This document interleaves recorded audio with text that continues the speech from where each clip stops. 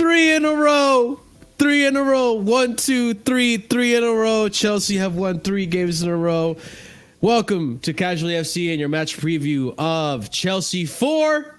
1, 2, 3, 4. It's going to be Sesame Street today. We're going to learn how to count. 1, 2, 3, 4. Preston 0. Ladies and gents, I'm accompanied here by the panelists of Oliver and Real Chris. I am your host, Marshalldbdx. Today, we're going to be reviewing the match of the FA Cup, the first match for Chelsea. Chelsea going into the new year. 2 victory straights now. Let's keep it going. Hopefully, we can get a 4th victory in a row. But yeah, before we start the show, guys, as always, make sure you're hitting the buttons down below. So smash the like button if you haven't done so already. It's like wiping your feet at the door. You're coming in. Right now, it's snowing in where I live. So you're coming in. Your boots are all snowy and shit. Hey, man, just, wipe off, the snow. Clear your feet before you walk into the building. Wipe your feet on the carpet. And boom, smash the like button. I went too much with that one. All right. Anyways, continuing on. Be sure to subscribe if you haven't done so already. We're on our way to 3K subscribers, so help us achieve that goal. It would really, really mean the world to me. So go ahead, smash up the subscribe as well. Bell notifications so you're notified whenever we go live. Leave a comment down below. Let us know your thoughts on the game. Description is filled with links for my music, my personal YouTube, Twitter for Casually FC. We have Ahmed's YouTube on there, as well as Flawless from Sarcasm City TV. Check out those channels as well. All that is in the description. And last but not least, guys, as always, check out the memberships. We have 4 different tiers starting at 99p, and it all helps the channel and gets reinvested into the channels for better content and all the good stuff that you guys come here to enjoy and watch. But that being said, we're going to do a quick little summary of the match. Guys, I'm not going to lie, the first half was absolutely dead. Absolutely dead. We had a few chances that we didn't take advantage of, unfortunately. But other than that, not much happening in that first half. It was quite frustrating at times, considering the levels or the level gap between Chelsea and Preston North End. But we come out in the second half, and then we start to look a little better. We start to create more chances. And around the 58th minute, a nice cross from Malagusta, who had a phenomenal performance today. Nice cross from him to the head of Broja, and we have a striker that can head the ball. Who would have known? So Broja, brilliant header to put us ahead and break the scoreboard. 1-0 Chelsea. Then about 8 minutes later, with the substitution of Thiago Silva coming into the game, from a corner kick by Cole Palmer, Thiago Silva manages to make a brilliant run and jump in the near post, puts it past the keeper. Brilliant goal from Thiago Silva at the age of 38, 39 now? 39?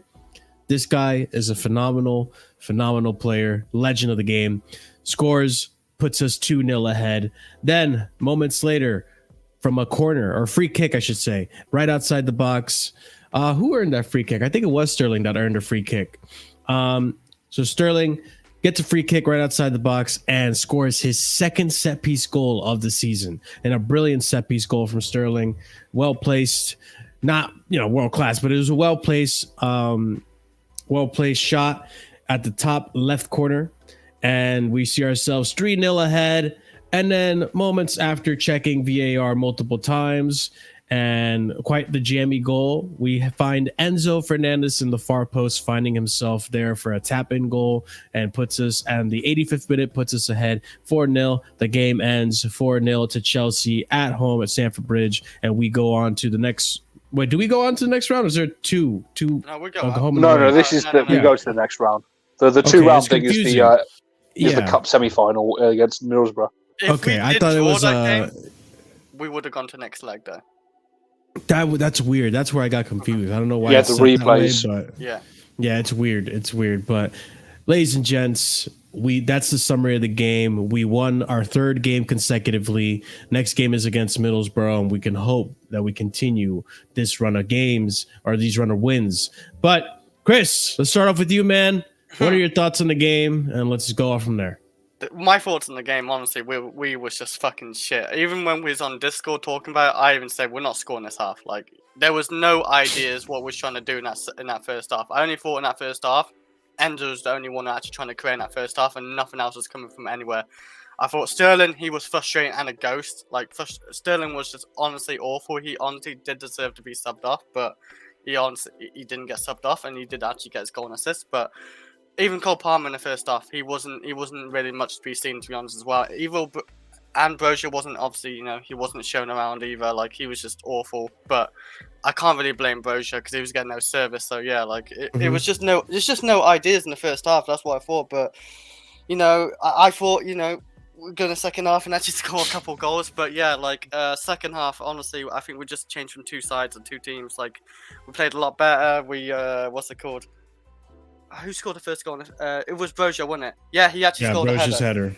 I'm actually surprised because I don't think I've ever seen Broja score headers, really. And he actually almost scored 2 headers today. So, yeah, he actually looked good in the air. Like, we don't really have any strikers who can actually score in the air. And it's nice to see actually Broja score a header. But it's just Preston. I didn't actually expect we actually need our main team. And we actually struggled with our main team.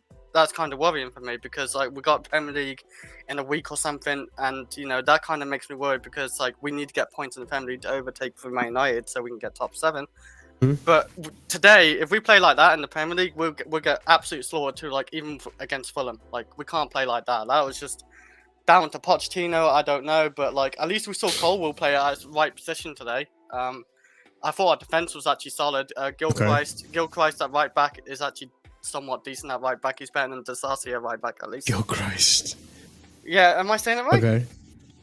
Gilchrist? It's Gilchrist. I say Gilchrist because Gilchrist. you guys have to respect. Gilchrist. Yeah, I honestly thought, like, he didn't need to be subbed off, but honestly, Thiago Silva came on, and what a leap it was. Like, it was a great goal by Thiago Silva itself. He actually like killed the game for us, like going 2-0 up against Preston. It was a job done at that point. They're not catching up from that point. But and then Sterling obviously finally shows up. And obviously gets that free kick and that beautiful assist he actually scored as well. That was a really good assist from Sterling. But Sterling was awful. But the GA today, to be honest, for me, it was just a poor game. But we got the win, I guess, as expected. If we didn't get the win, then I'd want Poch sacked, and I don't know, this team to fucking retire the season or something, because losing to Preston or drawing to Preston would have been embarrassing. You shouldn't be drawn to that team. Yeah, no, I agree. We struggled in that first half, and we really shouldn't, which was the frustrating part. But then the second half, we came through and scored some goals. And you know what? I got to give the team that.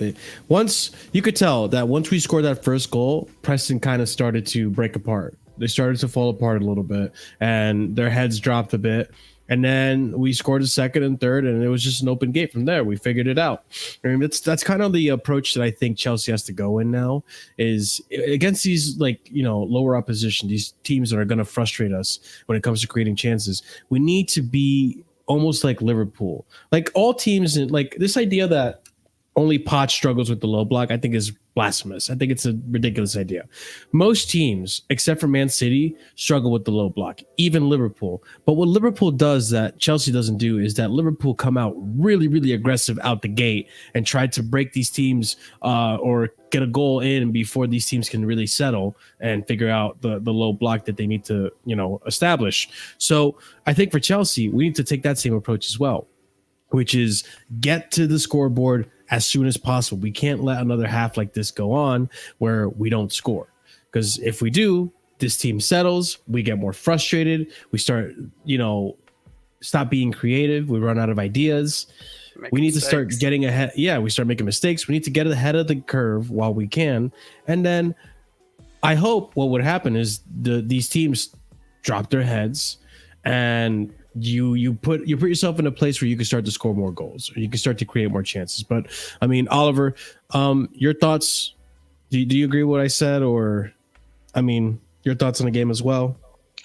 No, I agree with what you said. And at the end of the day, our defense has been so poor this season. And I do think a big contributing factor to that has been how lackadaisical we are in the first half, and we put ourselves under all the pressure in the world, and it leads to situations where we're on the back foot in the 85th minute when we really should be doing better and we should already have an established lead. But apart from that, I guess it was a good performance today. Happy for not sort of half and half good, half bad performance. Happy for the win. Gets us through. I think these cups are going to be our best chance to get into Europe. So good to go through. We should be taking these seriously. I was happy with the lineup. I didn't really have any problems there. I mean, we don't have a left back, so Gusto can go there. That's fine for now. It's kind of, you understand it. I didn't like what we were doing in the first half, particularly. We didn't really have Gusto getting forward on the left. He was sort of in line with Caicedo, trying to give him an option, and then we had Enzo running forward. It wasn't working, and funnily enough, Enzo actually, the few times he was deep, he did give some great passes. The one to Palmer where he should have scored, that was definitely one of them. But then it seems like Pochettino fixed it at halftime, and we've got to give him credit for that because we've criticised him for his in-game management and whatever he's doing in the halftime, where we come out looking worse. We actually came out and looked better today, so you got to give him credit for that. He started making Gusto go a lot more forward, and that's how we got the first goal. And then from there, it was pretty routine. So it is improvement, but as always, we need to see it over multiple games. I'm happy that there's a semblance of game management. If we can start seeing this on the regular now, then it will give everyone a lot more confidence, I think. Yeah, and that's, I think, the biggest takeaway from this too is that it's the thing about these games is that we need to get. We haven't won 4 in a row yet.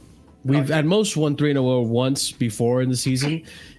If we can get 4 in a row, maybe then we can start talking about a run of games. Talking about okay, maybe we got can Middlesbrough next. If I know we gotta beat Middlesbrough. If we can get 3 wins in a row in the we Prem, might get 5.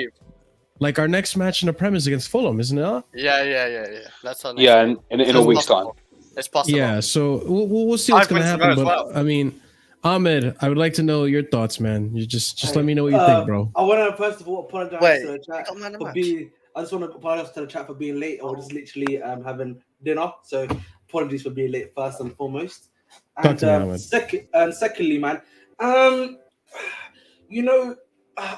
think for me, obviously a win is a win. Of course, you're going to be happy about the win, right? But it's always good to analyze the game, as I always say.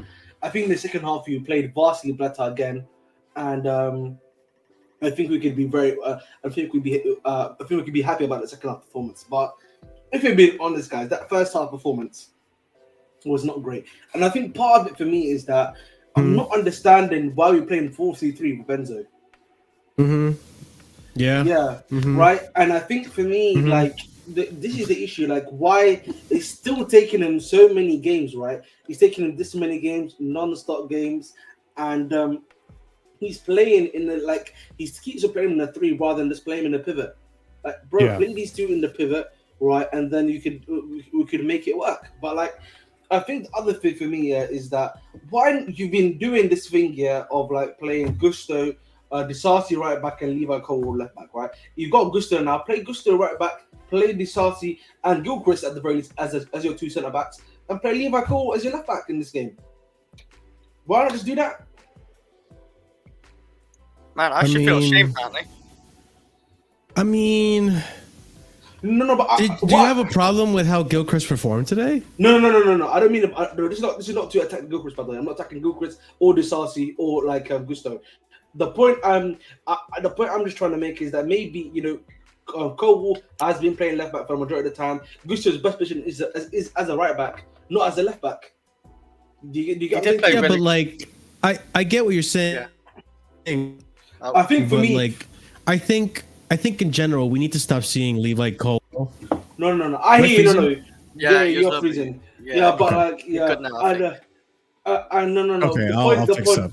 While Marshall's fixing up, but you guys get my point, right? I'm not saying, you guys know I'm one of the main guys that's been against Levi Cole left back. But I'm saying, if you've been doing this trend for a long time, you might as well, at least for one more game, continue the trend and play Gilchrist centrally. This is Preston at the end of the day. If I'm pretty sure Gilchrist can at least handle Preston. Let's be honest, guys. You get what I'm saying to you? I know what you're saying, and that's the thing. I wanted obviously Matson to play left back because it's only Preston, but then I heard he had a back issue or whatever. So obviously, where the player couldn't have a centre back because we have no fullbacks. So obviously playing Colwell for one more game at left back didn't make sense, and playing Gusto at right back. But He did play well at left back. We can't deny that. He was like, honestly, especially the second half, he's unreal. Like going forward, Gusto. He was actually good. No. You know, I like Gusto. Yeah, remember? yeah. You're a massive Gusto fan. I know. So for me, I'm not talking about how he performed. He's just better from his best position, really, and where he can actually be more effective. Yeah, exactly. I understand that, but like, he still did pretty good there. No, but it's Preston, guys. I should be expecting them to be doing a good job there. You know what I mean? It shouldn't matter really who we're facing. They should be doing a good job. But at the end of the day, I think I feel like one of the things that I talk about a lot in this team is synergy. I feel like we're missing synergy, if that makes sense, right? And like I feel like you could see it like in Sterling in the first half, in the sense that Sterling would do a lot of stuff correct, but like when it came to linking up the final ball, whether it be to Broja or Mudryk or like even a Palmer, like he was missing that synergy with them. And like that kind of like for me is a worrying trait. I don't know about you guys. That is a worrying trait in my opinion, because I don't know what it is. Like it could have been like obviously he had that red card and he didn't get to start the next game. You know, with Sterling sometimes it can take a while. It's still not an excuse because it's Preston. You should expect more from Sterling. Preston. Chris, I was gonna say, what are you saying about your boy Sterling, man? No, I was actually making a point. Talking about right now. I was talking about a much larger point, not just about him. I was saying actually, I feel like the team and synergy is kind of key, bro. If that makes sense. Like I feel like when it really showed in the first half, there was like a lack of synergy in the team, and that for me is kind of worrying because these guys, bro, what's it called? Look how many games these guys have played together. More than 19, 20, 30, 21, 22, 23, something like that. And we're lacking synergy, bro. Yeah, I don't know. That is part in due. I don't know if you said this, but that is part of it. Part of it for me is that, like, guys, let's be honest, rotation. Like, but it's not even rotation thing. You can't. I don't feel like you can use that as an excuse, particularly for like our attackers, because Sterling's been playing the majority of the time with a Palmer, with a Mudryk. You know, I don't think. But like I don't know, bro. Like if because like Sterling will do everything right, for example, particularly in the first half, he was actually doing some good stuff. But then when it comes to like doing that synergy thing with the attacker, he can't do it. And like and that's the thing that nothing. I'm just getting cooked by like they think I'm actually with the team over in a picture. Like I say, Chris shame. Like it's fucking Oliver. It's Oliver with the Timo picture. I don't have a Timo picture. He's like, hey, I'm having fun with this one today, you know. But like for me, again, you know, I think a lot of the stuff that we're seeing tactically and how we play, I just go back to Poch. He's in charge.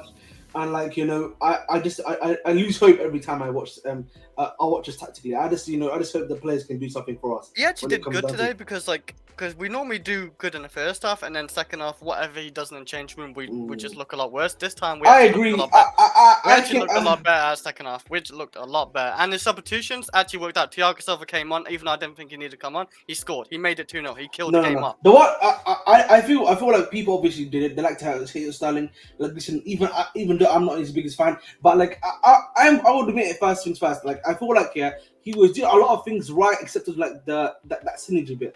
That's the thing. That was the thing for me when it came in the first half in particular. If I was to even criticize him, if anything, again, but that's like a team thing again. And like I think part of it, you know, I know people are talking about it's knocks and injuries, but like you know, guys, synergy would exist here if we were playing a style of play that worked. Everyone understood their assignments from.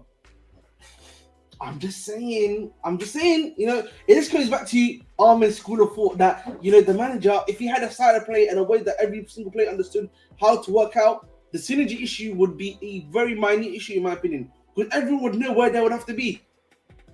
But hey, that's Ahmed talks. But like, but obviously in the second half, things worked out. I don't know, man. I don't understand Thiago Silva like change. It didn't really do anything. He scored a goal, yeah. But like, I don't know, man. Like, are we still doing protecting the point against Preston, guys? No. That's the thing for me. Like, I think you could have totally left Gilchrist on. I think like it was nothing spectacular from him, but he certainly like getting full 90 in the Prem or anywhere else.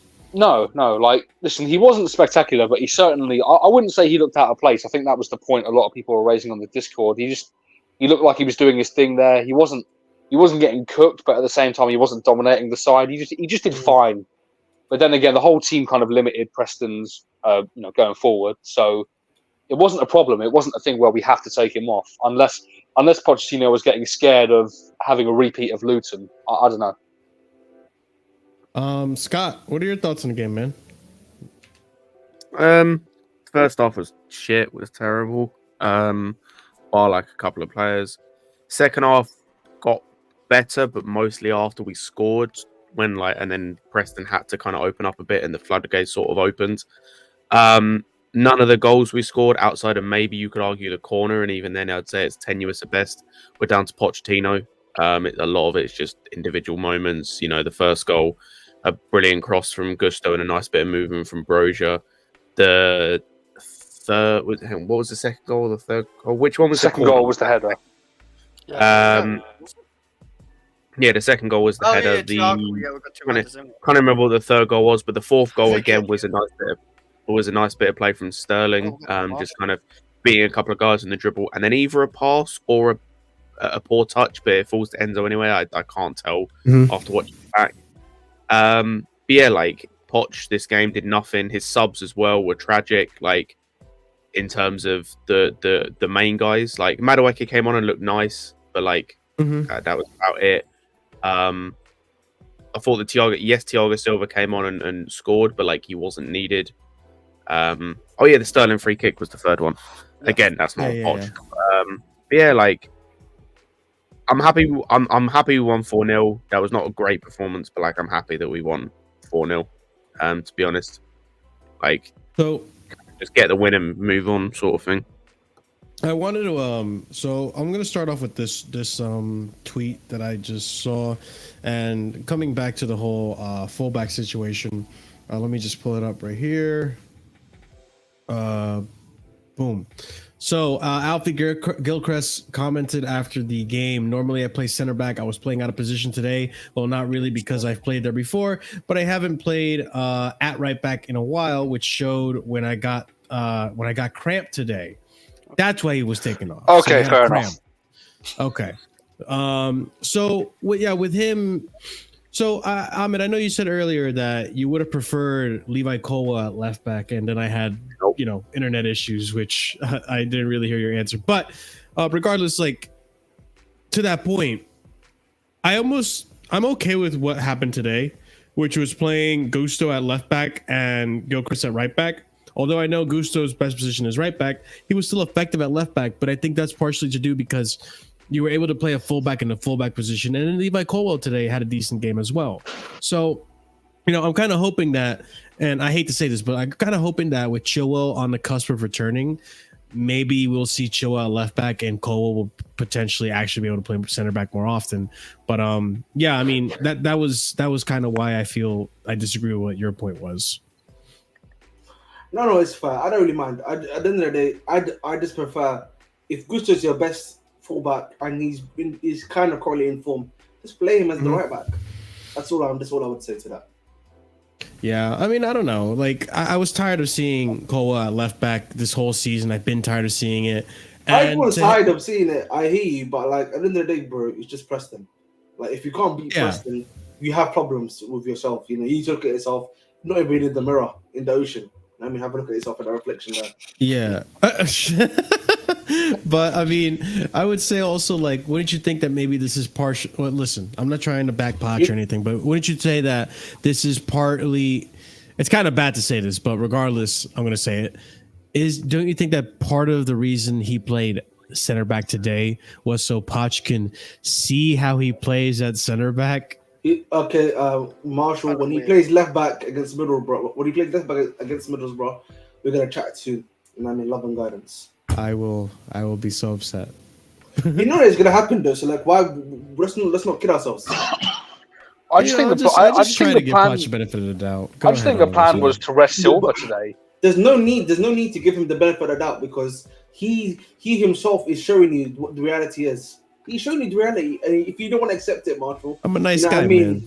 I'm just saying. I don't like Poch, but listen, he's my manager. I gotta back him. I've said this to you before, Marshall. There's no plan right now at Chelsea. You know what I mean?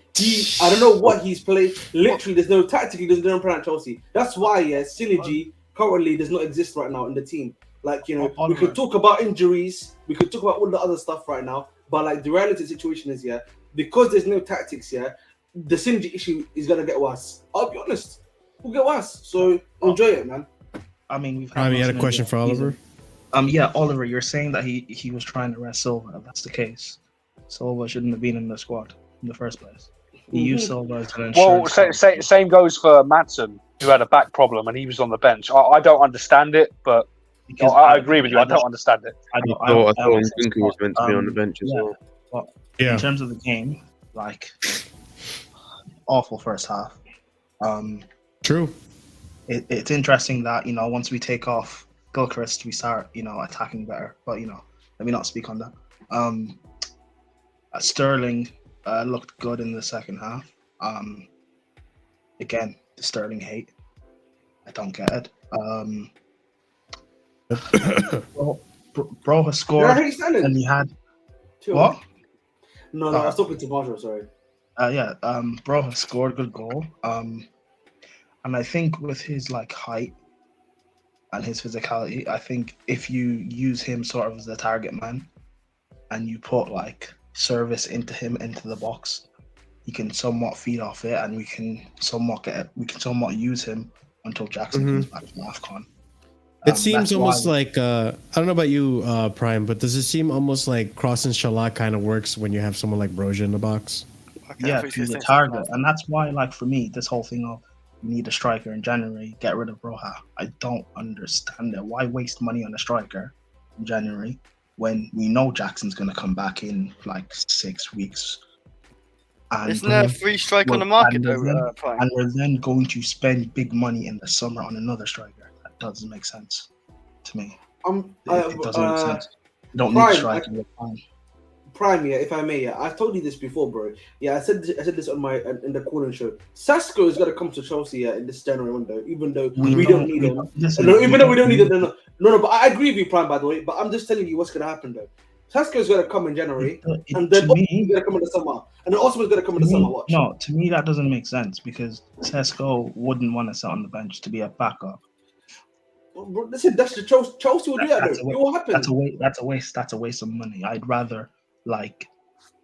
And for me, there's no striker on the market you can show me that will do better than what Jackson's already doing for us.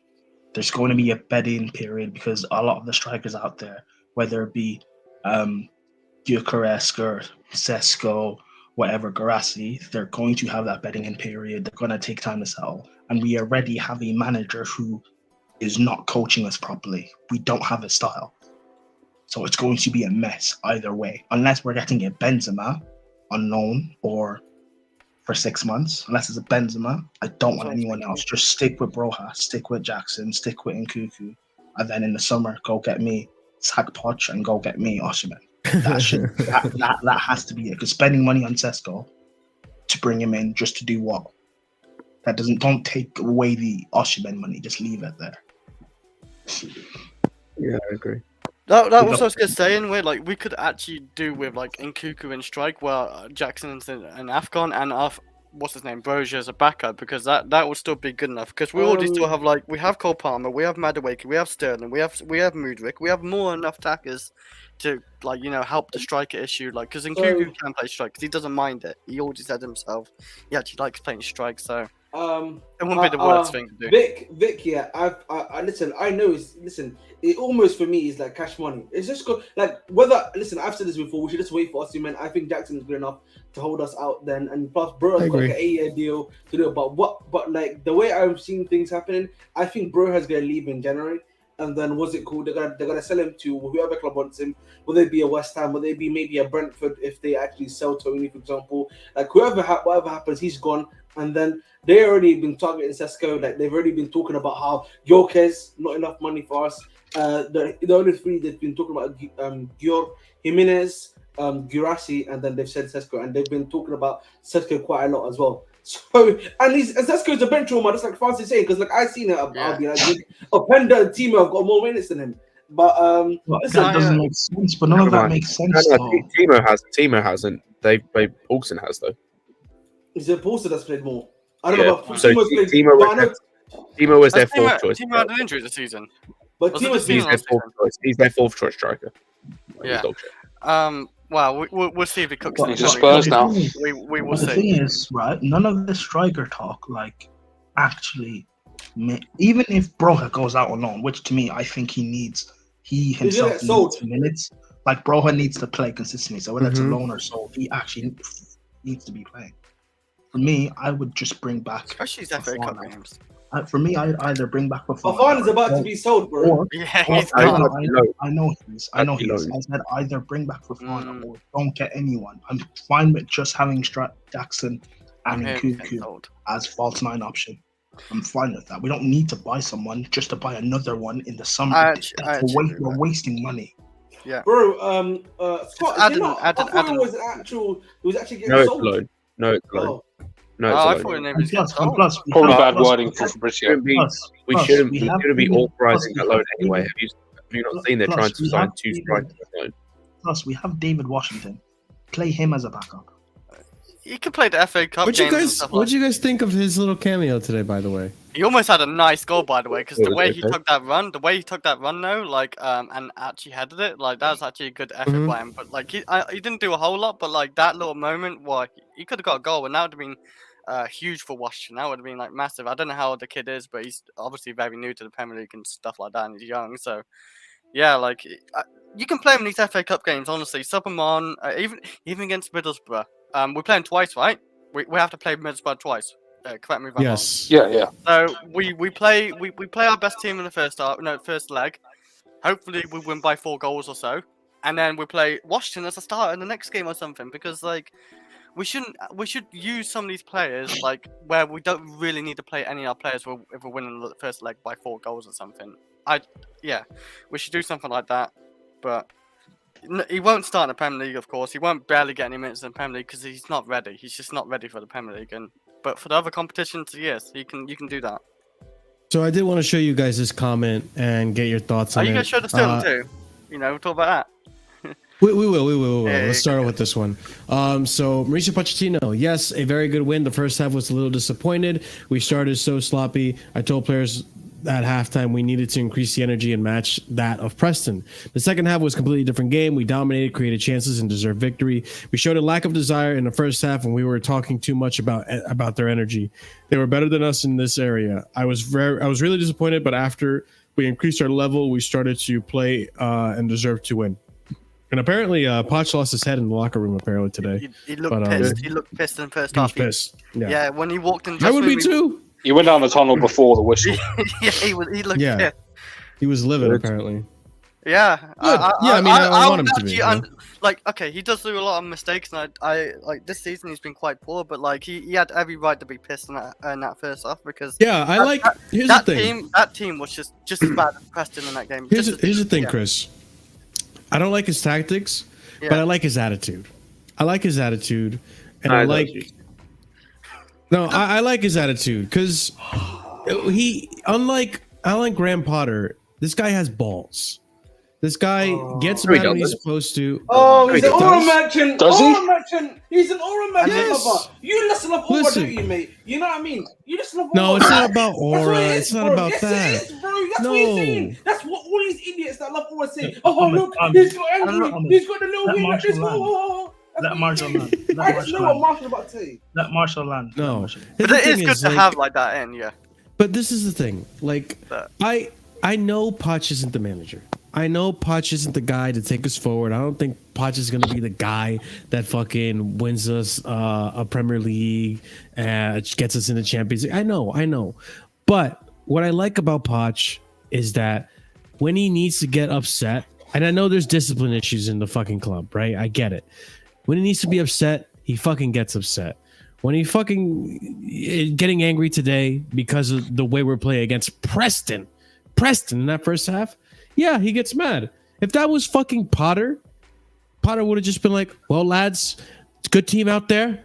They're really playing us in, hard to do things. I get it. Keep trying. Keep your heads up, and the goal will come eventually. I don't want that shit from a manager. I don't want that shit from a manager. Lampard was probably just as bad too. He probably didn't know what the fuck to say to those guys. You just go out there, be creative, give it your everything, all 100%. Like, I want my manager to be mad. I want the players to be like, "Oh fuck, dude, we don't want to get Poch mad." Like, I want that attitude. So I like that attitude. That's I'm just saying, about one of the few redeeming factors in in him. that half Well, time, Lampard it did work. Was I can't he? lie.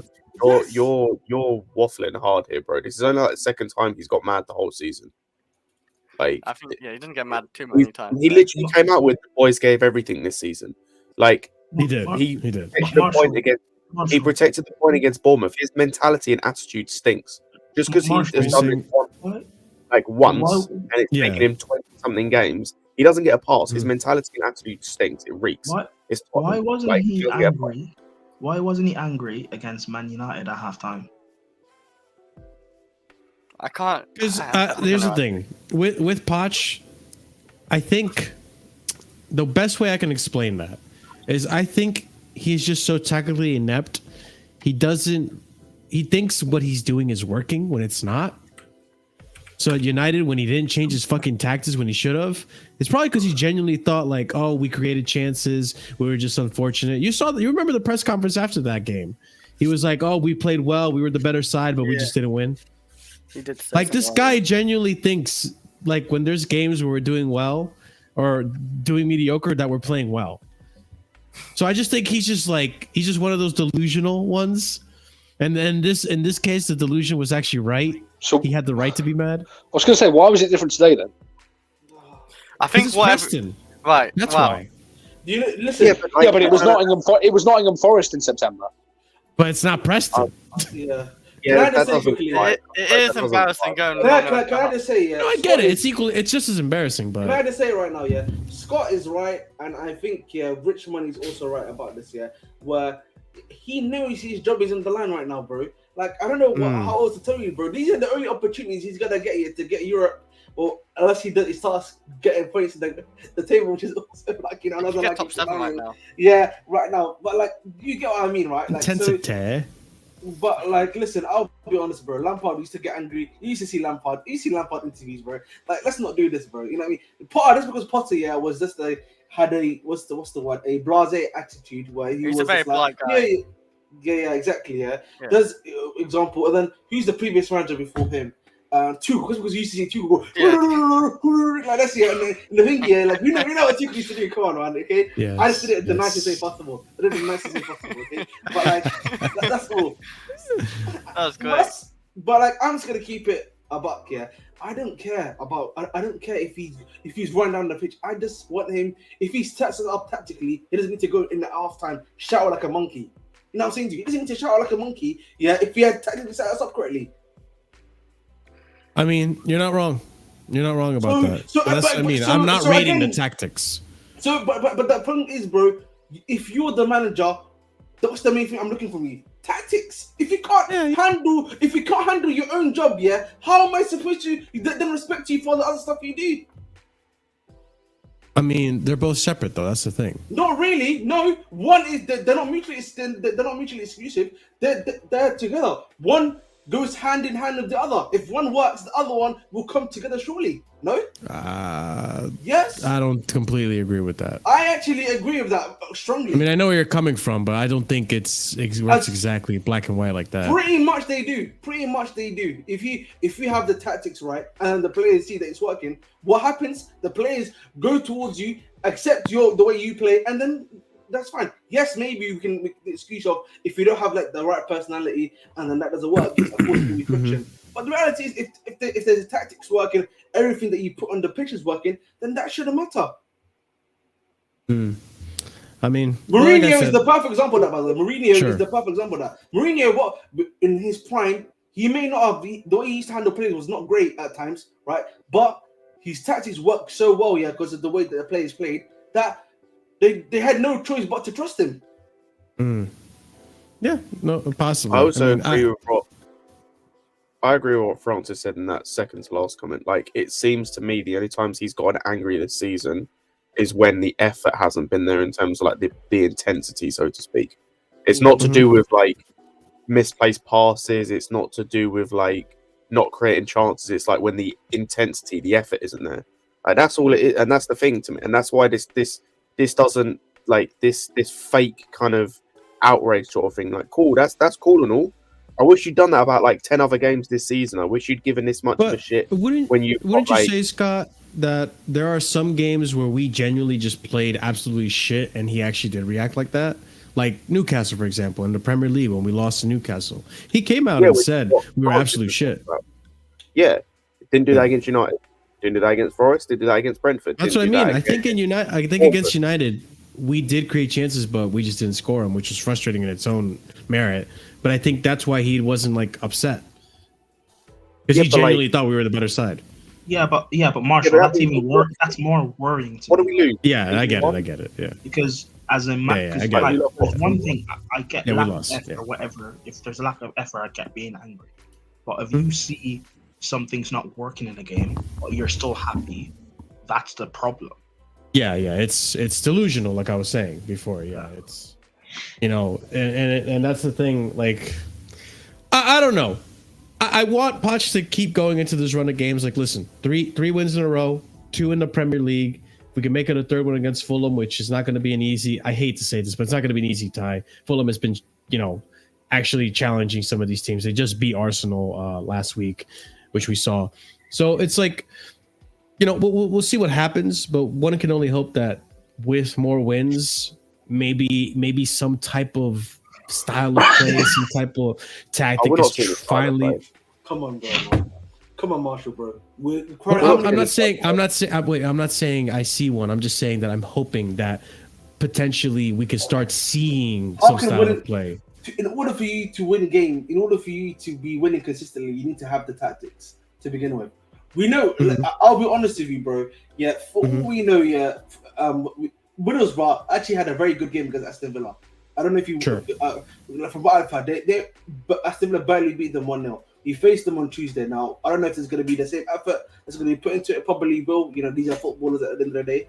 And then, but like we shouldn't be gaining confidence from playing against Preston, Middlesbrough, and what's the game before Preston? Was it Luton? We should not be gaining confidence from winning those games, bro. That should be automatic. Wait, but I feel like yes, I get. No. But like Chelsea standard, I get it. But actually, let's go into this next tweet because I feel like the next what we're going to talk about is going to go hand in hand with what you just said. So, it's about the young team. All right, so I want to see what Poch had to say. Oops, I did the wrong thing. Hold on. I'm so good at this. Okay. Anyways, so. Poch on the coaching a young team. We are a young team that needs to build through results, but also performances to get confidence. It will be tough, but we're looking forward to the semifinal. I think it's a massive responsibility because we are Chelsea. Of course, I am enjoying it. That is the pressure. I am a coach that loves to win and be competitive. But at the same time, we need to give time to the young kids so they can improve and mature. We need to find a balance. It's a matter of time before the team will perform because we have the quality. We have a group of teams. We have a group and teams to be better. A group and team to be better. Sorry. So going off to what you said, Ahmed, I get it. From a Chelsea's perspective, if we're looking back in the past, when we had Diego Costa, when we had Drogba, when we had Lampard, and all these greats, we're not doing this. Listen. When we had all these greats, I understand. We're supposed to be winning these games. Absolutely, that's a standard. But we have kids. We have kids who have 21-year-olds, 20-year-olds, 19-year-olds. Some of these guys that don't know who the fuck Luton is, that don't know that this is a relegation side, that they need the wins. They need the results. They need to feel, what it's like to, oh shit, I won a dribble. I have the confidence to win another dribble against a team where I should be competing. I feel like having these wins, although they should be automatic victories, it does build up the confidence for these younger players. Marshall, you know what also helps with confidence? Proper tactics. Like we've all been in in school and stuff, and like what helps you in class is having a great teacher, right? I'm not just someone who understands like the subject, but they understand how they get through the young kids and help them learn and help them grow and mature. We don't have that sort of coach anymore. Yes, I'm sure everyone in the squad likes him on a personal level, but in terms of like the actual team and improving, which players have actually improved? Yeah. No, So I get can that. Can I hit Real back at quick, you, Mark, let quickly? me just read the super chat and then you can go ahead and do that. Writing with Poch as a manager. Also pause. Writing with Poch as a manager of CSC is like learning how to fly a plane with a bike manual.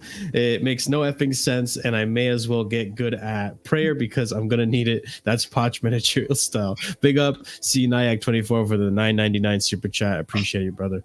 But yeah, go ahead, Ahmed. What were you gonna clap back with? There's nothing to clap back of really, because like what he said was not making sense, bro. Like it What do you doesn't mean? matter because, bro, our squad, whether you want to admit or not, is it not better than Luton? Yes or no? Simple answer. I get it, yeah. No. But like Marshall, you can't say to me they don't know who Luton is. They don't know this nonsense, bro. The Premier League is a worldwide game now, big man. You know what I'm saying to you? They're watching these games for free overseas, man. So let's not do that nonsense here, please. Okay. No, but like, for me, bro, it doesn't. Listen, I don't care if you're Drogba, and I don't care if you're Armando Broja. Armando Broja would get into the Luton side right now, would get into the Preston side right now, and would get into probably the future Middlesbrough midfield right now. We shouldn't be doing that. We shouldn't be doing that rubbish, bro. Like, you know what I'm saying to you? You can't just say they're all young players. You know what I'm saying? Sterling's not a young player. So, you know what I'm saying? You know, let's be honest, guys. Yeah, Cole Palmer right now. What are you saying to you? Cole Palmer is not scoring enough, yeah, by himself to beat a Luton or a Middlesbrough or something like that. Come on, bro. But that's also not what I'm saying. And you know I'm not referring to those players. You know I'm not referring to those players. No, but who's saying that? What? Who are you referring to then? Then who are you referring to, bro? Because those Enzo, Caicedo, Mudryk, so now so on and so forth. Enzo and Caicedo cannot handle Luton. I'm not saying that. I'm not saying that. Saying, bro, but what I'm saying, if you let me explain, what I'm saying is that these players, they're young. They know the big teams. They know the Arsenal. They know the Spurs, the Cities, Uniteds, all this shit. They don't know these other teams. They don't differentiate the difference between a relegation side, a championship side, and a fucking Premier League side. Like, yeah, they know, but when you're on the pitch, it's not like they treat it differently. It's not like they're gonna go in with chess, especially with this team, with how we're playing this season. What player is gonna go out there with chess, confident that we're gonna win this and dominate this game? Yes, I get it. You are that caliber. Real quick, let me just land. And that is on the manager. I get what you're saying, but like with these players, like I get it. You're supposed to come out with chess against these teams. You're Enzo fucking Fernandez. You just won the fucking World Cup. You're Caicedo. You're one of the most sought out fucking Ecuadorian players in the world right now. Like, they are supposed to be good players. But with the way we're playing this season, you can't blame these youngsters for having the low confidence that they do. You look at Poch and what he's doing, who he's playing on what side. I bet you Levi Cole was playing center back today and was like, dude, I don't know. I feel like I'm going to fucking make an error any minute now, because he's been playing at left back, a position he's not fucking familiar with this whole fucking season, and he's been getting cooked there. And it's not his fault. It's fucking Pochettino for placing him there. So how are you going to tell me that these players are going to come into this team, have fucking chess against Preston when they fucking also struggled against Wimbledon? You're right. Marshall's, you're right on that.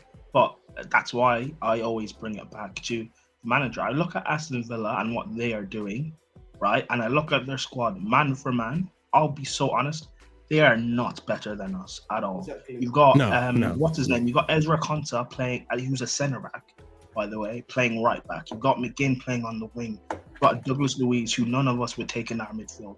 You got Ollie Watkins, who a year ago no one wanted.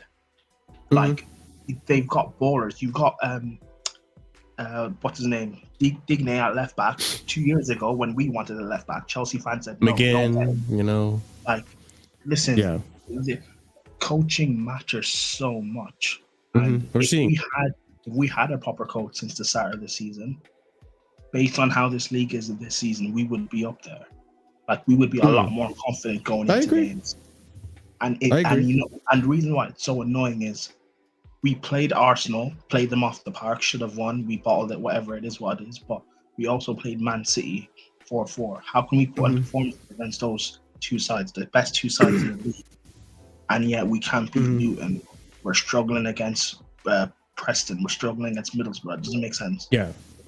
That goes back to what I'm saying, right? And again, Ahmed, I don't disagree with you. I think mentality-wise, we should be more confident going into these matches, because us as fans, we recognize the caliber of team that we have, but maybe these youngsters don't recognize how good they actually are compared to these other players and where they are and like why they're at Chelsea. Maybe they don't understand why they're at Chelsea, right? And So sometimes when you go up against these teams like a United, I think all of us can sit here and say, like, it seems that most of this team was fucking complacent for that game. We thought we were going to go in there, play them, and dominate them. And they humbled us. They humbled us, and they humbled a lot of these players. So, like, for me, I think it is just getting a good balance with these youngsters, getting a good balanced mentality. Like, okay, understand when you can, like, actually understand that at no point during the season you can take any of these teams lightly. Like, you guys can be just as shit on any other day than these guys are. And it's just like, that's up to Poch to instill that mentality. Whether he's going to accomplish that or not, I don't know. I don't have much faith that he will.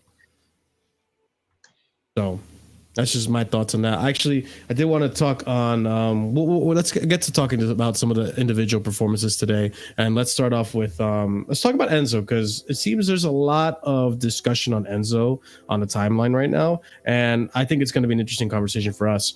So, starting off, Mauricio Pochettino and Enzo Fernandez's performance. The team was improving with time, and it was an important game for Enzo Fernandez to feel he could perform at the high level. Bless you. Then next tweet I have here is Julian Laurens had a lot to say about what's going on with Enzo and Poch. So he says here, he was sitting close to the pitch at Stamford Bridge, and he could see Enzo Fernandez in the first half looking around with the ball, wondering why nobody was moving. He can only do more if the rest of the team is better. Going on, if you give Enzo Fernandez the ball, but around him there's no movement from either your fullbacks or your wide players, even from your striker to come a bit deeper between the lines, Enzo can't do anything. He's very good on the ball. Bless you. He's very good on the ball, but he's not a magician either. And this was in replying to a previous tweet, which was Julian Laurens was not happy with Pochettino following today's FA Cup victory. He had a lot to say after the game at Stamford Bridge. And then we have Enzo Fernandez's stats on today's game. 104 touches, 80% pass accuracy, 69 out of 86 passes completed, 7 out of 12 long balls completed, 5 out of 5 ground duels won, 3 key passes made, 2 tackles won, 2 aerial duels won, and he got a goal today, which is good for him. I think he deserved the goal. But, I mean, Enzo Fernandez today, I did enjoy seeing him. I thought he was arguably our man of the match. It's really between him and Caicedo for me, possibly even Malo Gusto in that conversation. But I thought he looked good today, and I needed him to play today because he needs to, regain his match fitness, and he needs his confidence because he hasn't been at his best this season, and that's up for debate as to why between the Chelsea fan base. I have my reasons why, but I mean, what did you guys think about Enzo Fernandez? Were you happy to see him play again today? I agree with you. I think arguably best player on the pitch. Just you can tell what we're missing with him. Like he obviously has his flaws because he's a young player, but it's like you could tell the difference. Like in this game, especially like when he came off, just in terms of like the only person that was trying to create anything out of midfield. Excuse me. Yeah, the only person trying to create anything out of midfield, the only person in midfield who could play a long pass, like switch the play, open up the game. That pass to Palmer was unreal. He should have finished that. Had another one similar. I think he tried to do to Sterling, I want to say. That didn't quite connect, I don't think. But yeah, just was quality today, and I'm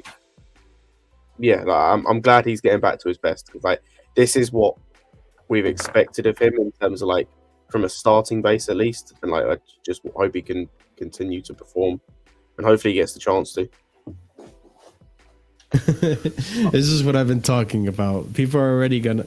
I knew when Enzo came into this squad that people were gonna do the Jorginho comparisons. I knew it from the beginning. They're in no way, shape, or form similar, and if you think they are, you're a fucking idiot. Yeah, man. Yeah. Jorginho's better, man.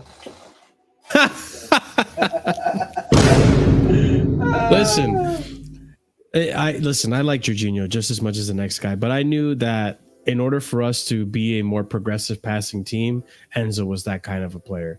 I'm not, bashing Jorginho. Jorginho was great, but Jorginho was good in maintaining possession, whereas Enzo is more good at giving us attacking prowess. That's my summary of the comparison of the both, but I'll tell you. Anyone else? Go ahead. I'll tell you one thing with like, I don't particularly like the Jorginho and Enzo comparison, but one thing I will say that is similar between them. It's going back to what Julian Laurence was saying. We are so like static. The movement, that is 100% true. It's been like this for years, and Under including Jorginho, it was the same exact fucking thing. Yep, then you see Jorginho go to Arsenal, and he actually plays some pretty good assists. Because guess what? He has forwards that move. But again, this is down to like Pochettino. Like we can say what we want about coaching, but when the players are on the pitch, Alfie Gilchrist, if you're not offering up the right angle at right back, you're coming off, and Dylan Williams is coming on at left back, so that Gusto can go back to the right. If if Broja's not offering up the right thing, then we're bringing on Washington to see if he can do anything. And there just isn't that boldness for me. That was really the reason why it was so poor in the first half for me. That the movement just wasn't there, and you literally just have Enzo, like Laurent said, just looking around and trying to find the tightest of angle, and nothing was opening up because the players were just looking at him saying, "Do something," and it wasn't good enough from the rest of the team. Yeah, and I could argue that's probably why Gallagher plays. If that's going to be a reoccurring issue where Enzo has to fucking dictate the ball like Jorginho used to, like that could be probably why we have a player like Gallagher that plays. The thing is, like, I don't mind him doing that. Like, if he wants to do that, that's fine. Like, that's not a problem because, like, you'll get teams that kind of do that to an extent. The issue I have is like it's more just the movement off the ball in terms of like the fact that no one's really opening up space, and it's like no one's really opening up, trying to find an angle. No one's trying to find space to get that pass because we know Enzo can hit those passes, like whether it's medium long. So it's just giving him more options, and it's the same with our midfield in general because Caicedo has the same issue at times. Like there'll be times when he picks up the ball, like there was times in this game where he picks up the ball under pressure, and it's like he's trying to find an outlet, and it's like there's nothing. So yeah, that's just an issue with this team, and I don't know whether that comes down to like the manager, the players, cohesiveness, whatever it is. It's an issue, and it's not been fixed. 20 games into the season, well, 20 plus games, I should say, if you include cup games. So like, yeah, I don't know if it's going to be fixed this season. In all honesty, thing is, for now, I'd actually put it on the manager because I did say before this is something that we've been experiencing for years, just as an overall squad. But they've gone and cleared out the whole squad over the summer, so. Unless it's some mad thing where we failed and these players have the same mentality, it's down to the manager. And like I said, the subs need to be more bold with setting a standard for how the team needs to play. I agree with that. But let me propose to you what could potentially be another reason why this is happening, and that has to do with injuries. So Pochettino and Kunku, he wasn't involved because he suffered after training problem in his hip, and we need to see if he can be ready for the next few games. Continuing on, Mauricio Pochettino on injuries. We're all so close with Chilwell, Badiashile, Carney, but we need to see every day the evolution. Always the risk is really important, and seeing how the players perform in the training session. All of the players, when they go to the session, feel they are ready. If you ask, they say, "I know myself," but 99% of the time, they make a mistake. Our opinion is good to see if they are available or not. So the reason I bring this up is I think mostly because of this name right here, Carney. I feel like Carney is going to be really good for this team. And people are going to say, "Oh, he didn't play anything at all last season. He's a youth. He's unproven." I think in the small amount of sample size that we've seen Carney, we see that this kid is making those runs, is making those, making himself available in the midfield, making himself available in that number 10 position to receive a ball and progress with it. And I think Carney has that, that I hate to say it, it's the dog in him, where he'll show up for the ball. He'll make himself available, which is kind of what I think a player like Enzo or Caicedo kind of needs. And I feel like, the injuries doesn't help us. We are missing Chilwell. I mean, say what you want about Chilwell, I think he's better at the left back position than Colwell. That's my 2 cents. On the Carney thing, I'd ask. For the Carney thing, I'd ask why wasn't Palmer doing that today? Like Palmer can't play number 10. It's not like we're playing Gallagher. The real question is, bro, there's so much sympathy for it than me. Like with these players, like this means jack shit because these guys are just gonna get injured again. Because I don't know what the fuck's going on, but these players are made of glass. Like, how's Nkunku injured again? Like again in training again. It's not games. It's training again. Like, what's going on? Lavia came into this season for Chelsea having one injury, one major injury. He's only played 30 minutes this whole season. And by the way, that major injury, I went and looked, happened in the summer. He got that injury in August last year. So he went an entire season for Southampton not getting injured. Comes to Chelsea and has had 3 injuries, major injuries already this season. Like, the fuck is going on? Like, what is going on? So, like, these guys that have come back as well, like, we've already seen Badiashile came back, like, from an injury and then just got injured again and then has to come back again. Chilwell, he's injury prone. He's going to get injured again. And then Carney, so I need to before I talk about what's going to happen on the pitch, I need to know that these guys are going to stay fit for more than 20 minutes. Because if they're not, then it's a waste of time. Because when they're we're gonna see them for 20 minutes, they're gonna get injured again, and we're back to square one. I don't like. For me, these guys just need to stay fit. Right, it definitely doesn't help though. That's kind of what I'm getting at. Like, I'm not trying to make excuses for Poch. I think tactically, even with this team, Poch, not even in this team, with this team against this opposition, against multiple other oppositions this season, you have enough quality to win a game. I don't care what it is. But do you have the players you need to play the way you want to play? I don't know. I feel like if it was up to Poch, if we had a full team since the beginning of the season, I think Poch would have eventually phased out Conor Gallagher. That's just my thoughts. Marshall, repeat what you said. If you had a full team, we would see the way he wants to play. If he had a full team, maybe he could play more along the lines of what he's trying to play. Maybe we're not seeing that because he is kind of forced to play Gallagher. And here's the thing with Gallagher, I disagree. What is his style? I don't necessarily think Gallagher was in the initial plan for Poch, but it just happens to be one of those situations where Gallagher took advantage of the fact that there were injuries. Up until he got suspended, he started every single game. Yes, I get it. One of only 2 players in the whole squad. Let me start again. Only 2 outfield players in the whole squad to start every game this season.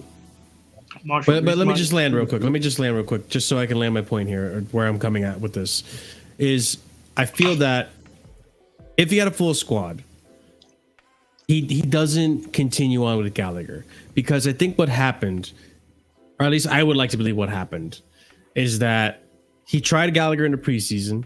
He liked his attitude. He liked his ability to run, never give up, all that roadrunner stats, whatever. And because of the injuries, Gallagher did what any player does. Take advantage of the fact that there's an injury, you're going to get playtime, and show that you deserve to be in a starting lineup, right? So he plays his best and now gives Pochettino a headache like, okay, this guy has been my best midfielder in this team. He has shown that. I didn't expect that. I can't really drop him now. That's kind of what my point is. Well, Gallagher's our third choice captain, so, but fair enough. My question though to you, because you were saying if we had a fit squad, we would see what his style of play is. My question is, what is Poch's style of play? I think what Poch is trying to do, and say what you want, style of play or not, like I'm going to say what I think, and you tell me if it's a style of play or not. But I think what Poch's initial plan was, if everyone was fit, is that he wanted to build a team around the number 10. That was going to be Christopher Nkunku. And it was going to be a, attacking style of football that everything just came, all that creativity came from the wingers and that number 10 position, where we were going to see attacking football through the middle, attacking football through the sides and the wide areas, through our attack, through Nkunku and the wingers. And I think, unfortunately, because of the injuries to Nkunku and Carney, now we're playing this weird, like, almost counter-attacky football, but it's not really that, because we don't do it all the time either.